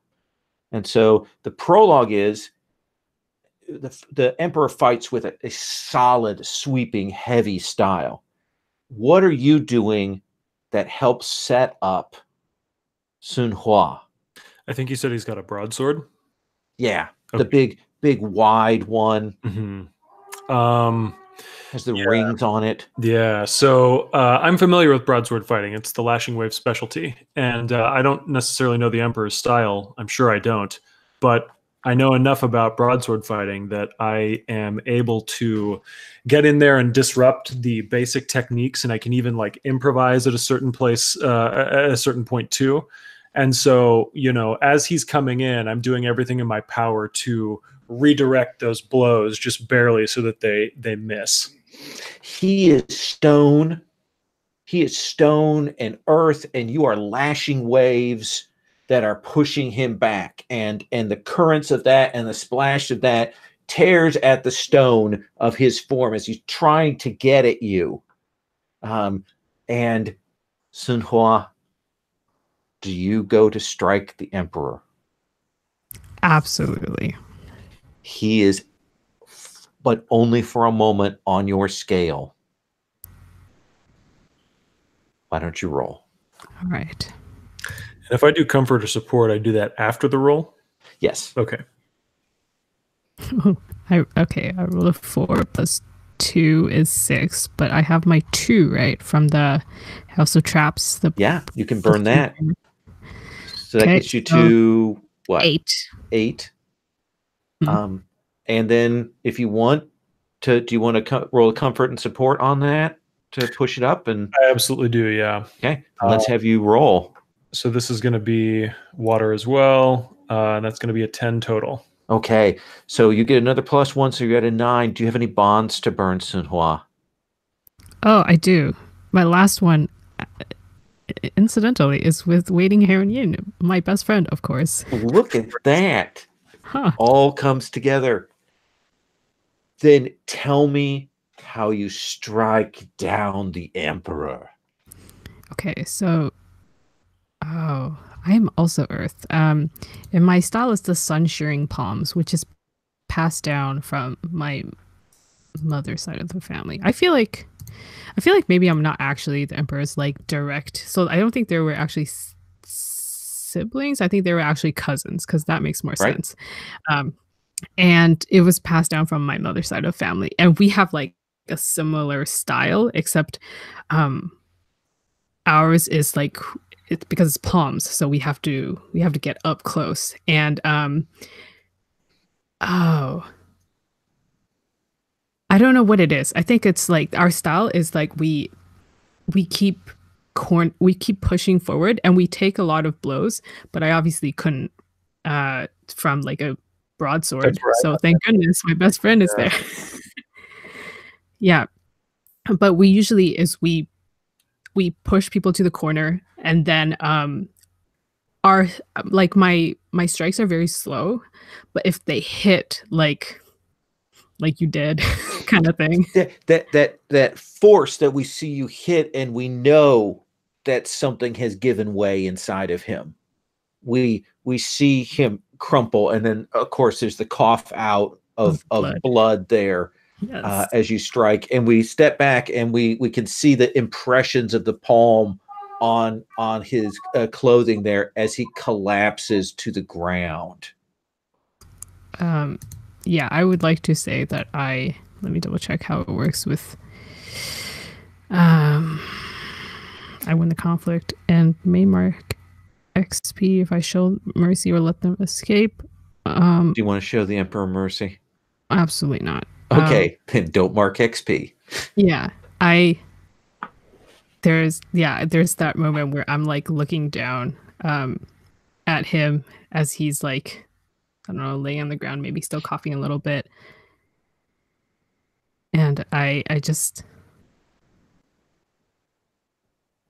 look like I want to ask him something. But then I bend down and close his eyes instead. I'm going to cut from the two of you outside. Wei, you've seen this, her sister cut down her husband. The Glorious Horizon is there. Centipede is there. And Centipede looks furious. What are you going to do, Wei? And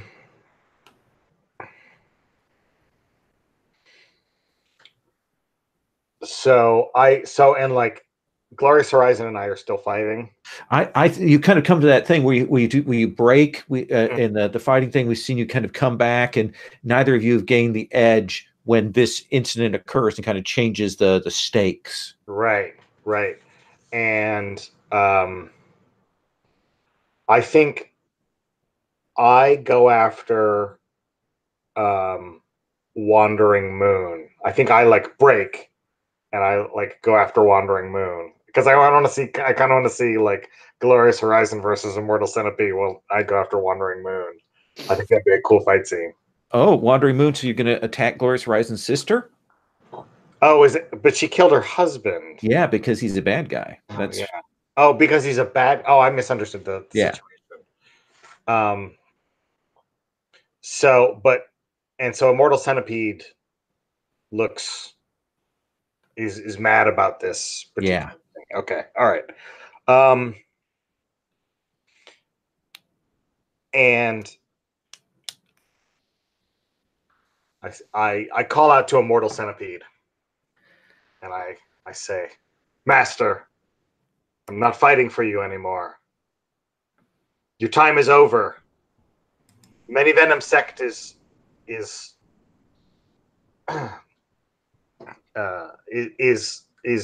disgraced.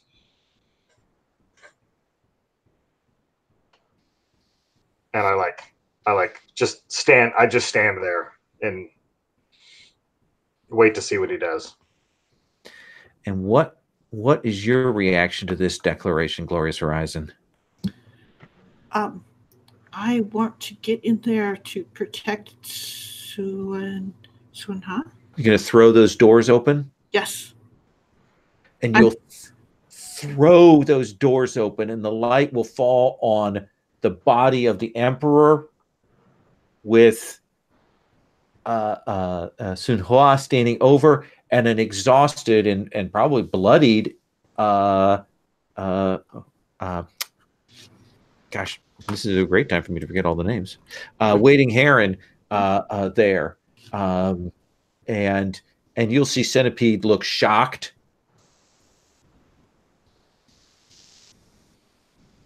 And speechless.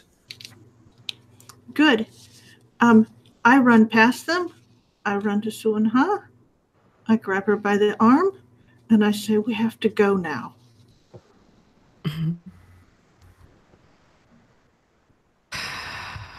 And I'll put a hand on your hand that is on my arm, but I don't push you away. Instead, I face the rest of the court, who are maybe really shocked. I don't know. And I say, the court is finally in its rightful hands. The Wu dynasty is over. Oof.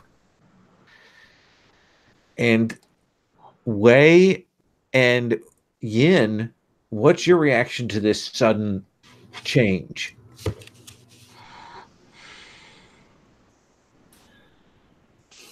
I mean, Senpai looks thrown. He's not sure what to do.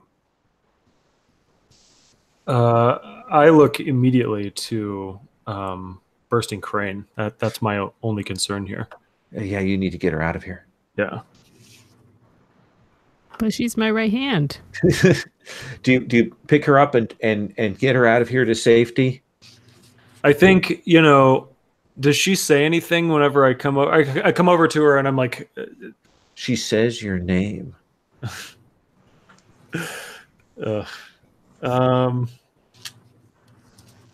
Bursting Crane, we need to get you to safety. We need to find a doctor. As you wish. Yeah, then I think I'm gonna scoop her up and I'm gonna try and run out of there. Absolutely. And Wei, your master is speechless. The emperor lies dead. All of his plans are in ruin. And I think I just turn around and I just walk out of the palace. I think I just my master is whatever my plans my master had, they don't belong to me anymore. Whatever this situation with Sinha and the emperor, that doesn't belong to me anymore. And I just turn around and I walk out. Do you still have your mask on, or is it off? I think it maybe came off during the fight. Okay. Yeah. Well, let's do your epilogue. We're going to move to epilogues here since we're at the end of time. And let's start with you, Wei. What is the epilogue? Where does Wei go from here? I think we see Wei adjusting to life on the road. And he's kind of his beard's grown in a little bit. His clothes aren't as fine. But at some point he's coming into a village and he sees Waiting Heron sitting at an inn, and he sits down at the table and pours a thing of wine. And Waiting Heron, what is the epilogue for you? Waiting Heron is alone at the table, and then Wei comes over and sits down and pours this wine. And Waiting Heron looks and it's you never expected this to happen. And he kind of looks over his shoulder, and then he looks back and he takes the wine. And just as he is raising to toast, Bursting Crane comes over and sits down next to Waiting Heron, and he kind of shares a meaningful look with her. And then he looks and he confirms, looks at Wei. It is what it is. And then he does the toast. Excellent.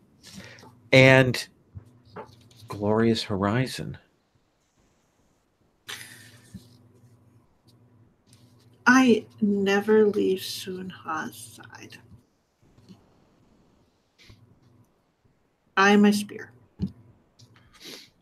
You are the killer of the Emperor's right hand now. So, which brings us to Sun Hua. What is the epilogue for you? I think it is. It's nighttime in, I don't know, the Emperor's residence, whatever area, and there's a sound I was going to be undressed, but then by my various servants, and then I notice a sound, and I like wave them away, and then suddenly like bursting through the windows is like is my cousin. Mm-hmm. And then I think we like have a very short but intense fight before we end with like both of us like my hand like right grabbing his throat and him like with whatever his secret style, like a stiletto, very close to me, like right in my eye or something. And I think he's like, why did you do this to me? And I look at him in the eyes, and I say, I've set you free, cousin.